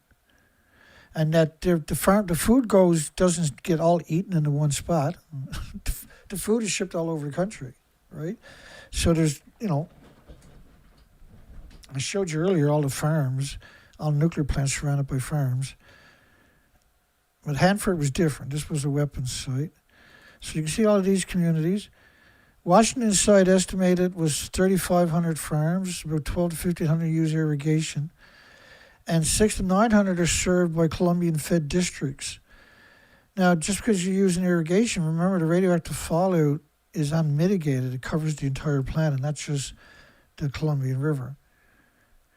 Downstream counties, Hood River to Pacific, and in that direction was 50 to 150 farms. Best overall, combining both sides of the river, 1,200 to 1,800 farms met the criteria that I was curious about. That doesn't mean I'm downplaying it, but I want to have a number, right? About 25 to 35% of the farms near the river uses Columbian River farms. Now, this is not necessarily factual what they're telling us either. Who actually drinks the Columbian River water in that stretch? 85,000 people in Keswick, 83,000 in other communities, 62,000 in Richland. Tri-City total is 230,000 people. These cities draw drinking water, cooking water, shower water, etc., laundry water, dishes water. Downstream communities, mostly groundwater. Now, the groundwater we know is incredibly radioactive through that hole all the way to the Pacific. And that the groundwater system through that whole area is fairly well known. And so Hanford has contaminated all of them. That means they're contaminated permanently.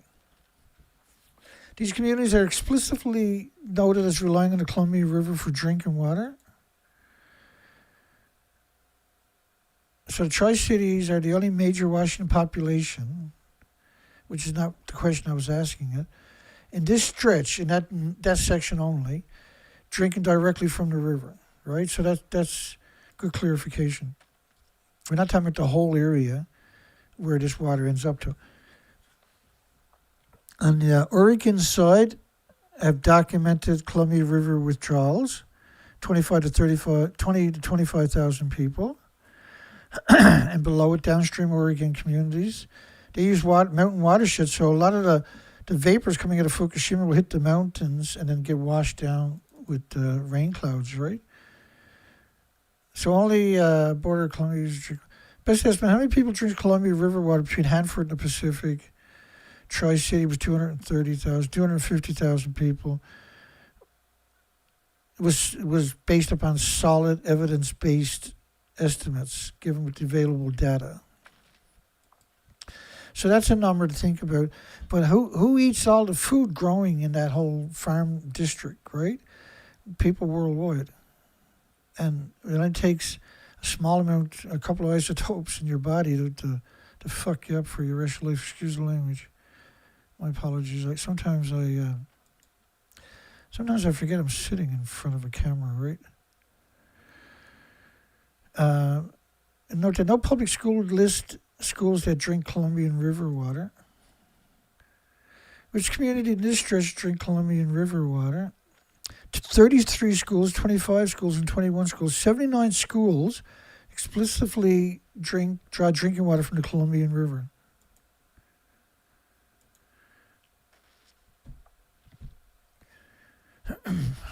That's bizarre on top of that, isn't it? So 85 to 90 schools total, you can say with an assertion that they are victims of Hanford.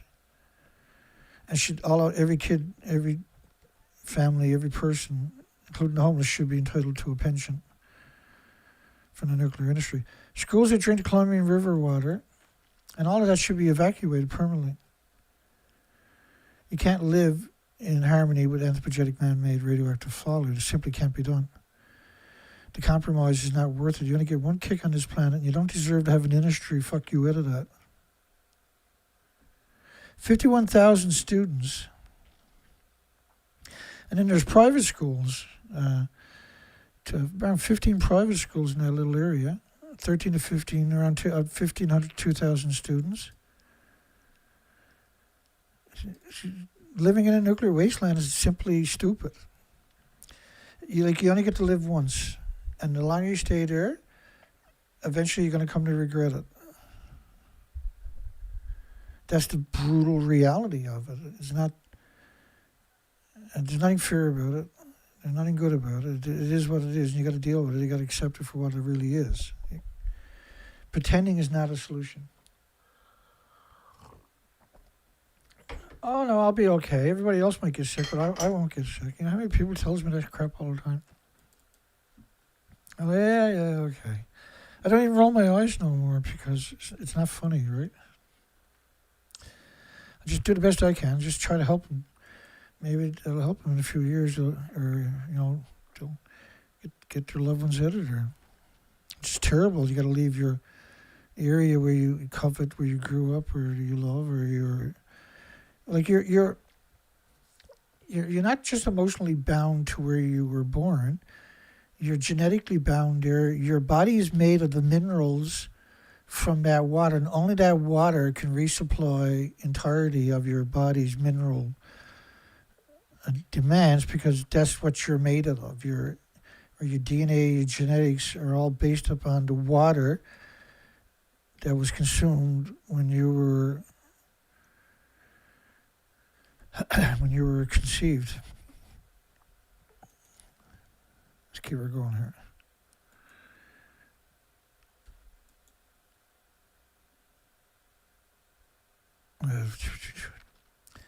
The river's drainage base covers about 58,000 square miles, and so that's in its entirety. But think about, for that to play that way, what is the volume now, right? If you're honest, what would be the volume going past Hanford all day, every day? And Hanford dumped it into the river for years and years, and still sitting out there, still producing isotopes. They're still being whisked away and distributed far and wide, and causing repetitive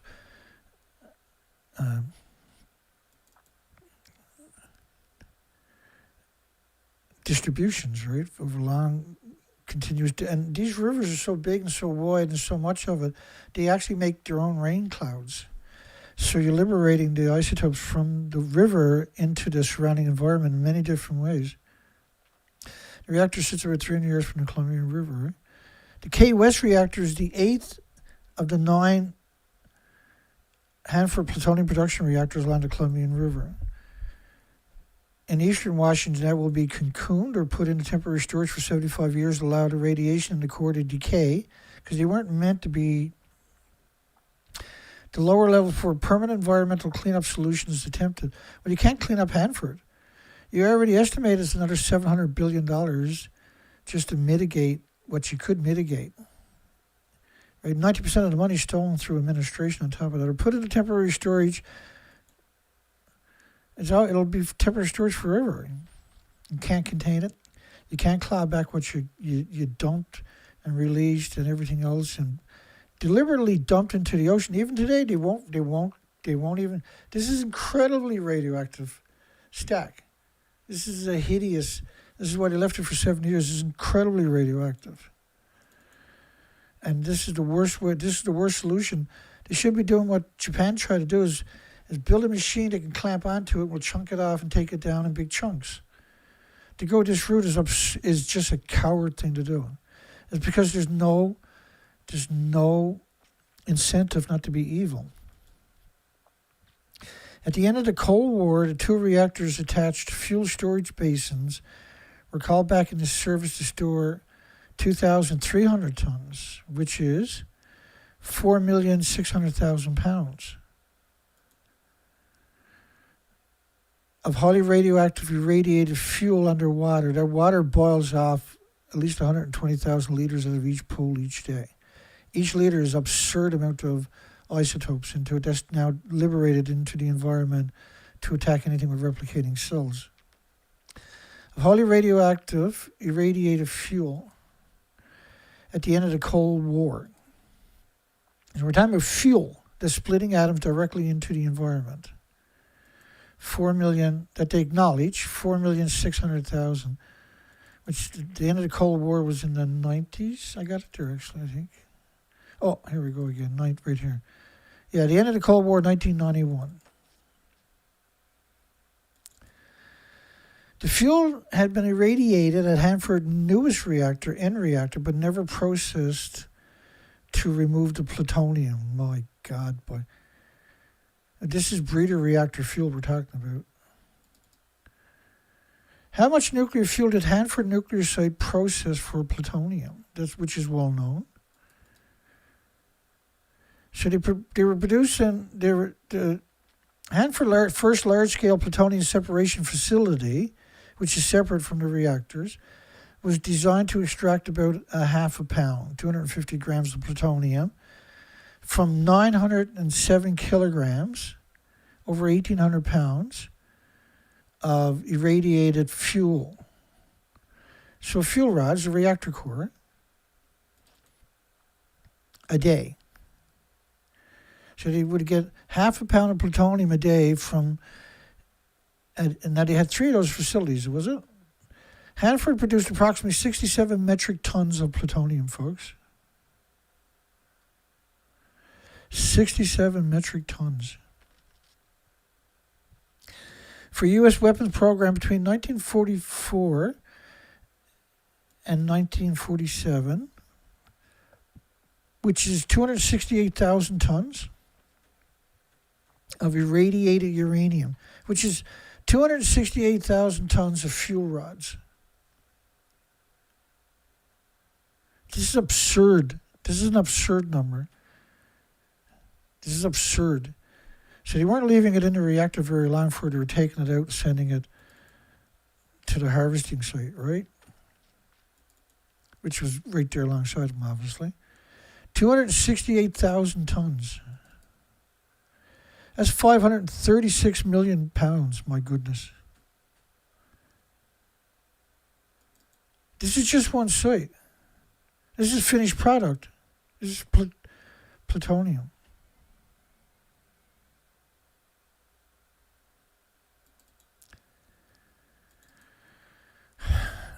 536 million pounds of plutonium. Like 2 pounds of it spread around the world will ultimately give everybody 3 tumors, every species.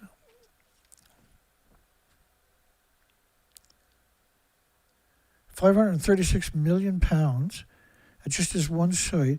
So then the waste, right now you got to go backwards and look at how much waste did they produce to get 536 million pounds, which is around 1,800 pounds of nuclear fuel, which is what they call waste. It's high level, the highest level waste.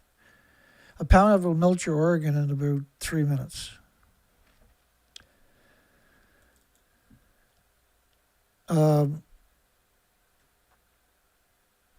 So we multiply it by 6, 1,600,000. What am I doing here, Dana? I thought I had all this stuff labeled.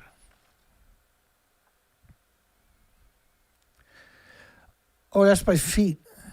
I was trying to turn this into feet. Is what I done there, did I? Hang on a second, I screwed up.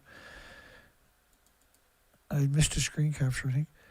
So a ton is 6 feet, right? So 6 feet by 6 feet by 6 feet. That's generally, right, well, what you would think of a ton. How would you visualize a ton? Now, because it's very heavy stuff, it's a bit smaller than that. But let's, the packaging, the containment, everything. So say 6 feet is 1.6 million feet, which is 321 miles of fuel rods. That's 6 feet by 6 feet by 6 feet. That's past the space station, for instance, of just pure fuel. Like, if you try to down-blend that, that's going to go to the moon a couple of hundred times. 268,000 tons of irradiated uranium, 67 metric tons. 1 ton of spent uranium is half a pound. is a quarter of a kilogram, half a pound. So 2,000 pounds per kilogram. So you can do the math pretty straightforward.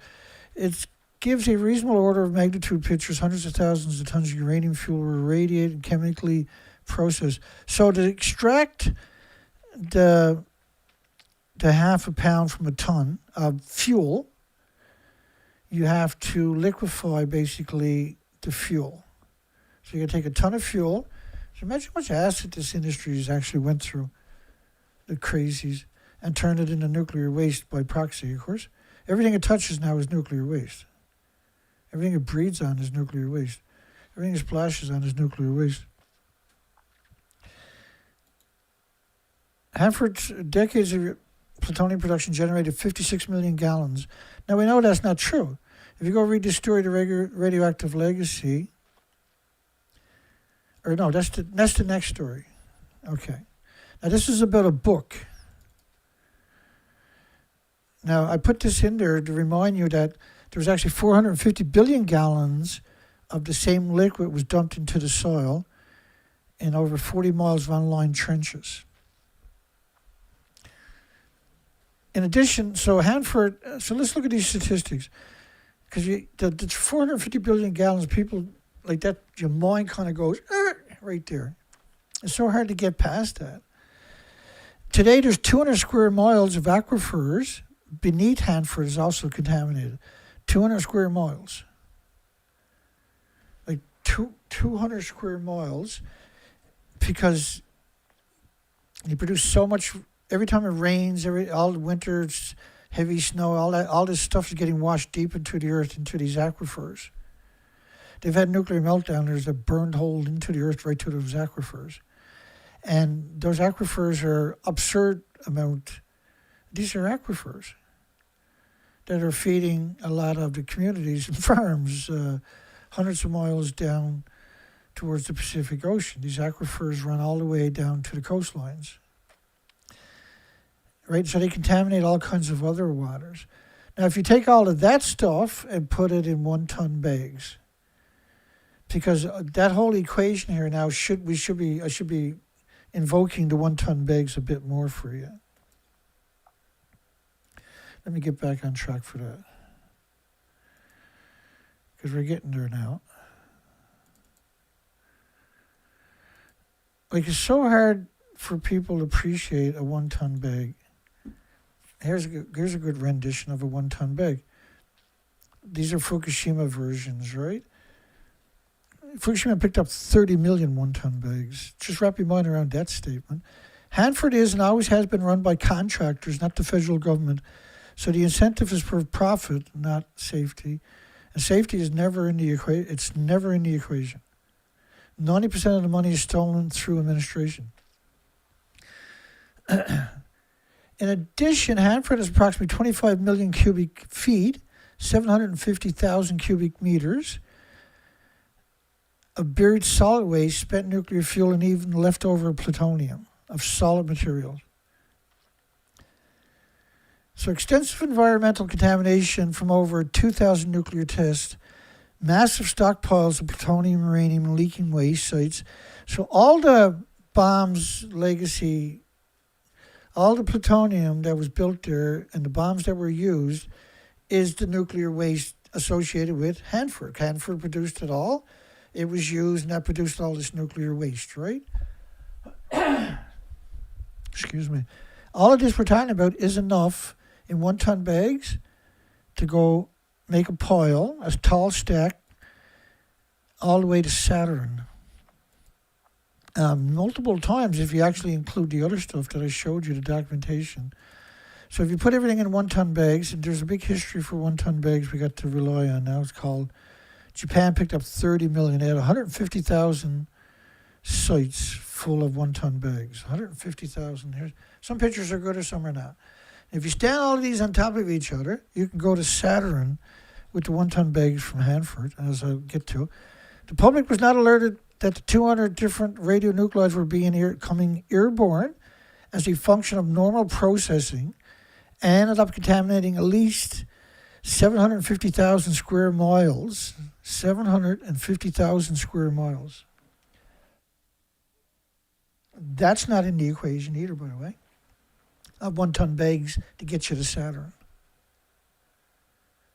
Do you have any concept of how absurd this is? And this is just one site on this planet. If you start looking at Los Alamos, Savannah River, Santa Susana, Oak Ridge National Laboratories, you start putting all that into the equations,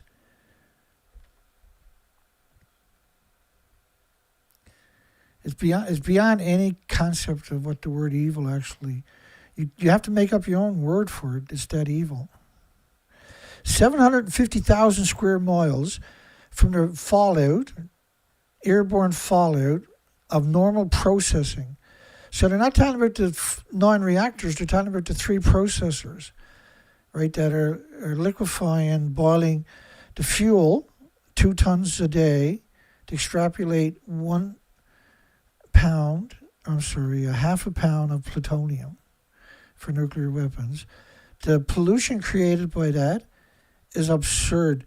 So if you take the 750 square miles and dig up all the topsoil and plants and trees and put them in 1 ton bags, you can go to Saturn and back multiple times ultimately. And a tremendous amount of water required to keep the reactors cool. 75,000 gallons per minute, 24 hours a day, pumped out of the Columbia River, runs through the reactor, which makes it radioactive, and then it's held in a basin for a few hours. How's that going to work? Where are you going to store it? What basin are you talking about? You can't hold it in the basement. You'll have all this sediment collecting in the basement. It'll be even more radioactive. It's the worst scenario. It's the worst thing you could have done. So it had to be going direct. Tell me they're never done. Put it in a basin where heavy materials are sinking down. And then when you got floods and snowstorms and rainstorms, all of that heavy stuff is getting washed out into the Columbia River, big pulse events. Please tell me you're not doing that. Why do I think that that's exactly what you're doing, I wonder? I gotta take a sip of my tea.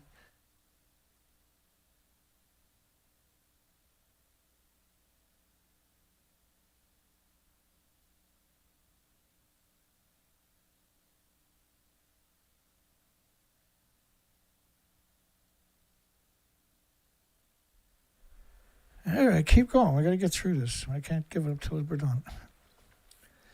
So a tremendous amount of water was required to keep the reactor cool, 75,000 gallons per minute, 24 hours a day. Pumps out of the Columbia River, runs through the reactors, and straight back out into the Columbia River again. So it's not cooling the outside of the reactor, it's running over the reactor cores. So it's absurd. How many anthropogenic man-made atoms does a reactor core have to produce to boil a glass of water? It's an absurd number, right? It's an absurd number. So every glass of water in that 300,000 liters, every liter, divide the liters by 4, right? Multiply by 4 to get glasses. Every glass is an insidious amount of radiation from 8 reactors doing the same thing. 8 reactors. A tremendous amount of water for the reactor. I think it's more like the Fukushima reactor was 1 million gallons a minute. It's 4,500 tons a minute. And every 24 hours is equal to 6,450,000 one-ton pickup trucks, bumper to bumper, by the way, would be wrapped around your entire planet. Every 24 hours has to go into the reactor. So it was probably a lot more than this. Sent back to the river, not for nothing, was the Columbia declared the most radioactive river in the world. Well, the radioactive material is not like a dye you put into a river. It's an element, and it radiates everything in the river because you're talking about fuel particulates are going into the river. They're splitting atoms wherever they end up to. They'll forever and ever and ever, they're going to be splitting atoms. And because of the bioaccumulation,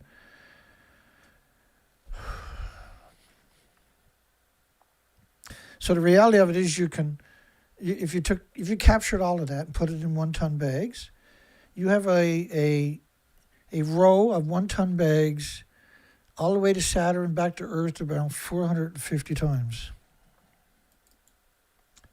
That's what and calling it tainted and talking about soil, the soil too. You can't, things that radiation touch are not tainted, they're radioactive. Over its lifespan, nuclear production discharged 450 billion gallons of radioactive liquids into the soil. These are not radioactive, this is radioactive sludge. The radioactive liquid was going directly back into the Columbia River, as I just showed you. This stuff is actual sludge. This is the same stuff that's going into tanks that they've been trying for 40 years, hoodwinking you for 40 years, saying, oh, we'll get there. We're going to make, what is it again? Glass? Yeah, glass. They're going to put it in glass.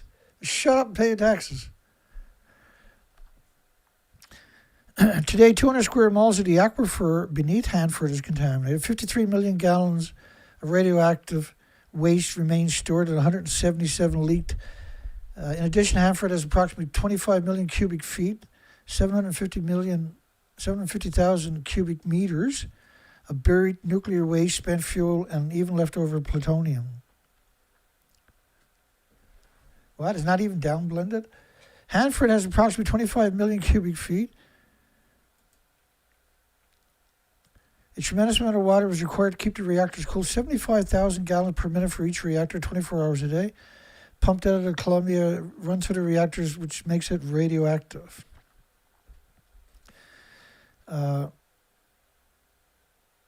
75,000 times 60 is 4,500,000 gallons. Yeah, gallon, or I know what's the number here again? Yeah, gallons. So that's 4,500,000 gallons every hour go from each reactor. There's 9 reactors doing it. So over 24 hours is 108 million each day. 108 million. And that's 39,420 million gallons a year from each reactor. There's 4 liters to a gallon. 157,680 million liters. So 1,000 liters is a ton. So 157 million tons. Each ton is 6 feet long. And so you have 189,000 miles of 1 ton bags. And divide that by 25,000, that's 7.5 around the planet. 7.5 times around the planet per year of just the radioactive water only. We're only talking about one facet from the 9 reactors. If you can believe that is 75, allows you 75,000 gallons per minute, 24 hours a day, pumped out of the Columbia, through the reactors, makes it radioactive, and then back into the Columbia River. 9 nuclear reactors, 75 gallons per minute, 9 nuclear reactors. In addition, they have approximately 25 million cubic meters of buried solid waste. So that works out 750,000 tons. Yeah, cubic meters, which is a ton. 4.5 million feet divided by 5,000 feet is 900 miles. And then 450 billion gallons of radioactive liquids into the soil. Divide that by 4, multiply it by 4 rather, because it's gallons to get liters, 1.8 trillion liters. Divide that, multiply that by 6 to get feet, which is 10,800,000,000. Divide it by 5,000 feet to get miles, which is 2,160,000 miles, which is 86 times around Earth. And the moon is 238,000 miles away. So 2,350,000 miles of 1 ton bags of nuclear waste is enough for 1 ton bags of nuclear waste to stretch past the moon 9 times. Go to the moon and back 5 times. So the International Space Station, 250 miles above, divided into that is 9,400 times bags to there, and in acres, I think that would work out to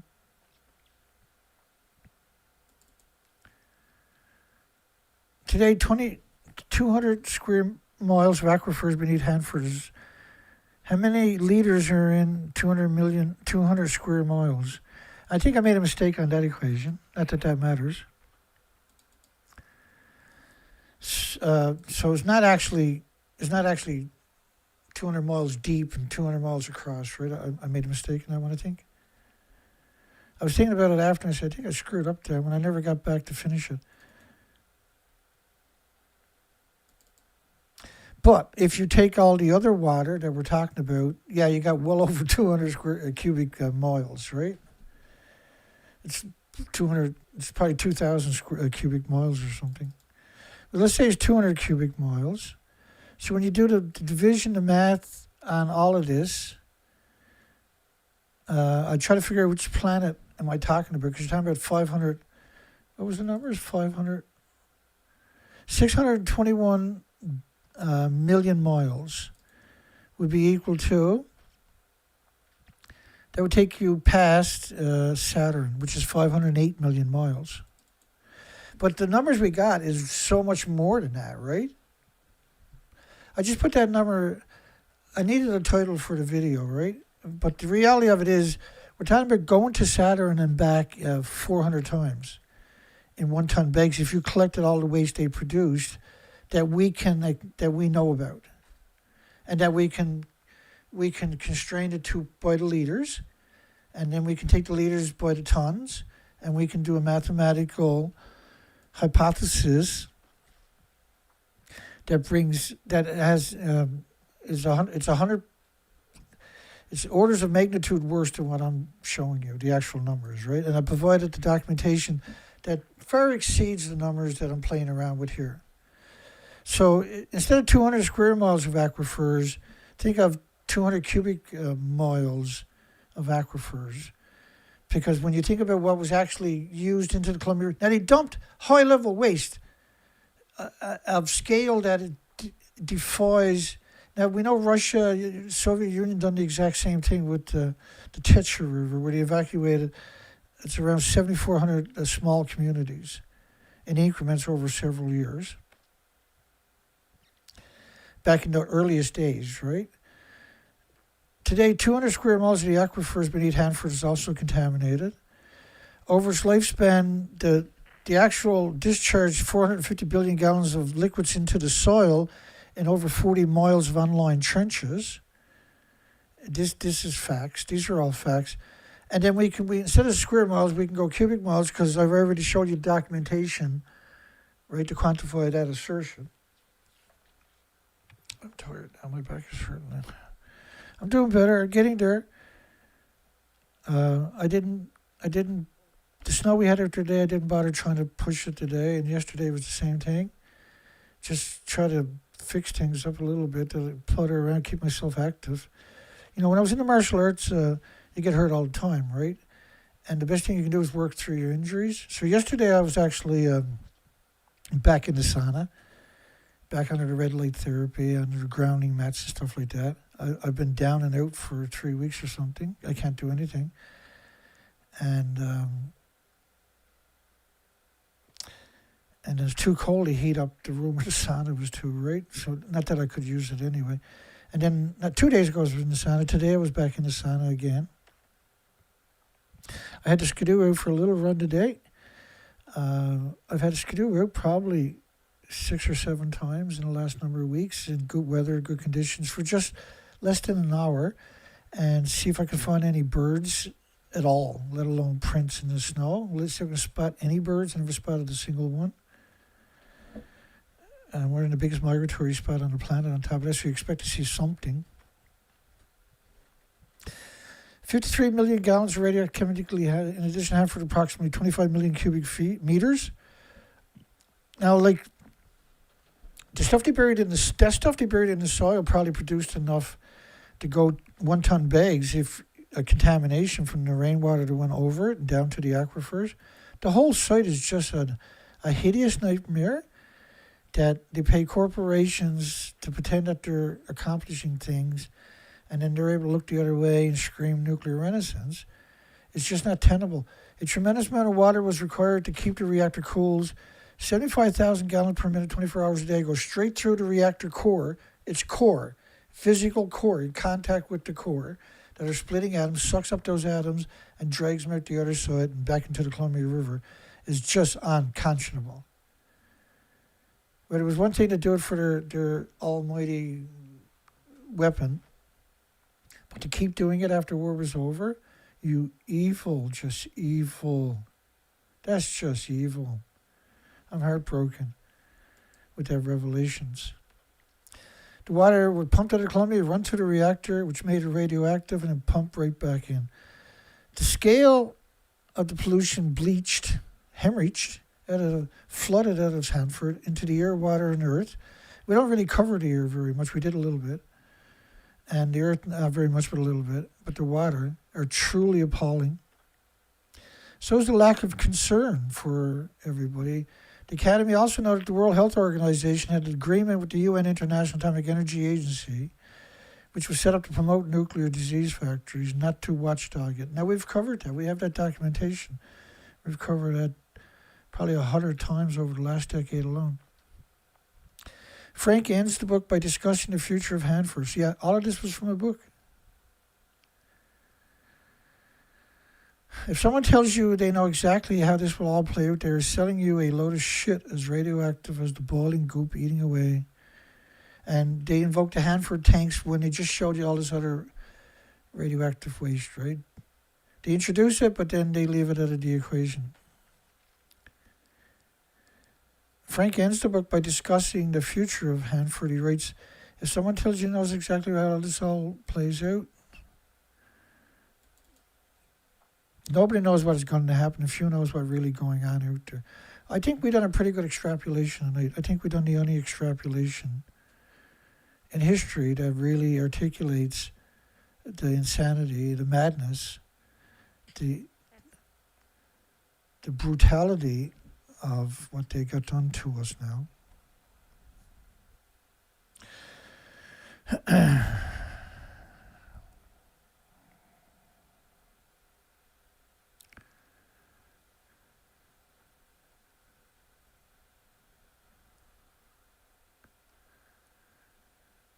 Hello, everybody. Hugs for everybody. That's her. That's it. And that's all of it. That's what we got. Can't believe we made it. 2 hours, 18 minutes. That's kind of what I was really expecting.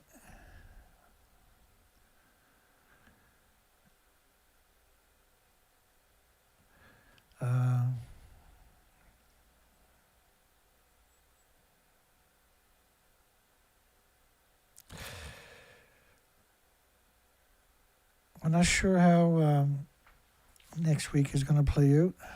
I'm hoping to start doing shows. I'm not sure if I'll get 5 a week, but start getting more shows out each week. It's not that I lost momentum. It's just that I lost momentum because I'm hurt, right? As I get better, I'll come back. I should have changed out my seat. My seat's not the best chair for me. Doing these shows is madness too. Because these shows kind of remind you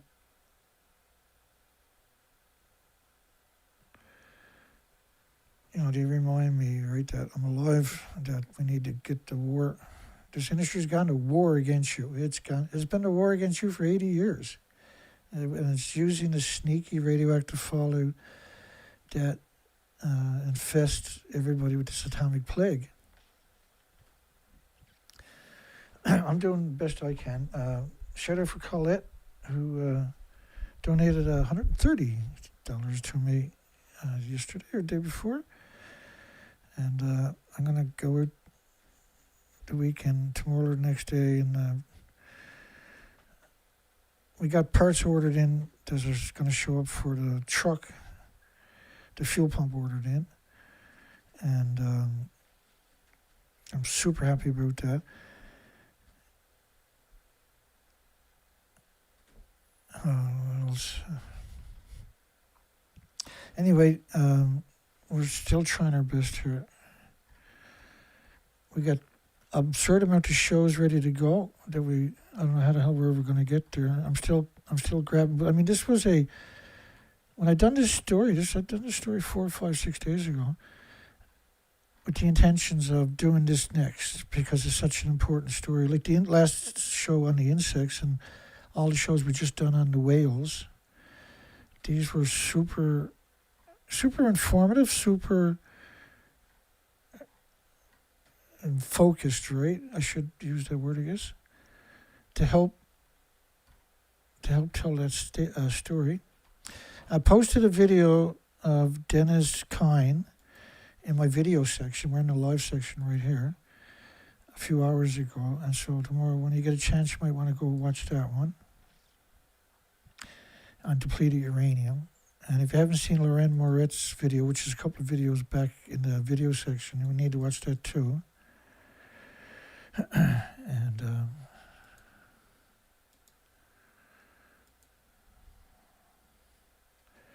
I think I'm back to where I want to be. I'm way up above that, actually. Let me come back down. I like when I am at shows, I like being at. Now, that person died that day, right? There's no way he survived that. There's no way he survived that. Like, if you were a nuclear scientist, that's the last spot you're going to get your picture taken. That's all the green stuff you see in there is a regent. So that person died that day. Their organs melted that day. They're at a spot where there's 36 reactor cores, and the fuel pools were full of decades of reactor cores. They don't have a repository anywhere on the planet. All right, so let me see what we got here now.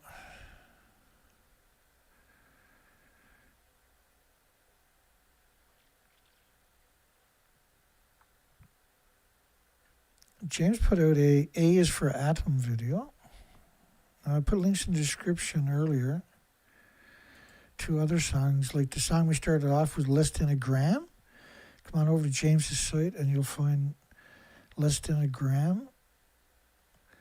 That song. I put links in the description, but if you're watching this after, in the first 12 hours, you won't see the chat room. Come back 12 hours later and you'll see a link to that song if you're having problems finding it. The rare enough nuclear lucidity, that link was in the description too, at the beginning of the show. I'm going to play this one tonight, and there's that Nuclear Iran is a really good visual, really good song going on there. This one is interesting. This one is just, the atom is such an important facet. And so I'm going to play that for a closer tonight. I'm not sure how, as long as I don't re-hurt myself this weekend, I got to get out and pick up some supplies. Haven't done nothing for weeks and weeks, Rich, and all that. I went out and got some supplies once, stocked up. Thank goodness. And I'm going to do the same thing in tomorrow or the next day. Get out and pick up some supplies so I don't do anything stupid, right? But yeah, we have a lot. I don't know about anybody else, but we've had snow almost every single day. We had snowstorm. We had blizzard after blizzard. It's been brutal. I'm busted up. I'm good. I'm in good humor though. I'm coming. I'll get back to speed soon. Have a great night. Hugs for everybody. See everybody on the next one.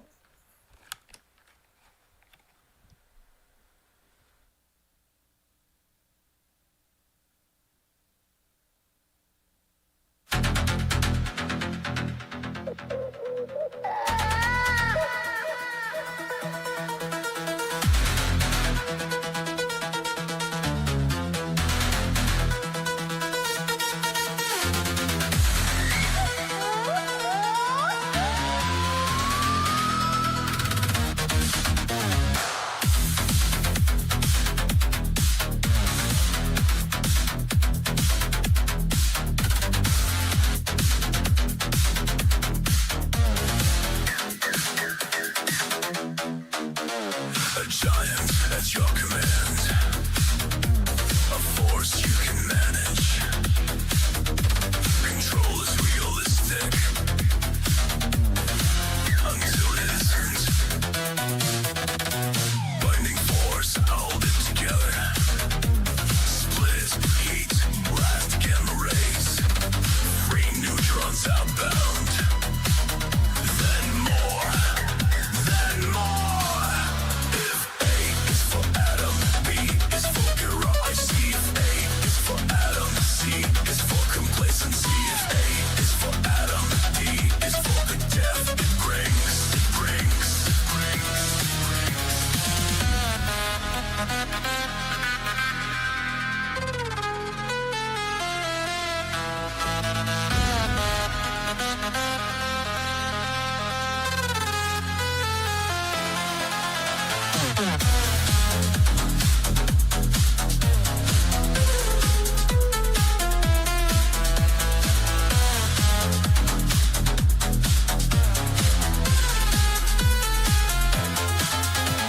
Critical mass, threshold crossed, chain reaction, policy becomes business. Peaceful uses in one hand, the weapon in the other.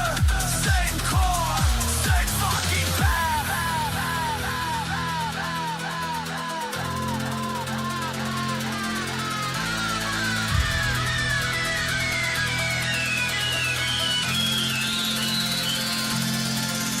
If A is for atom, B is for bureaucracy. If A is for atom, C is for complacency. If A is for atom, B is for the death it brings.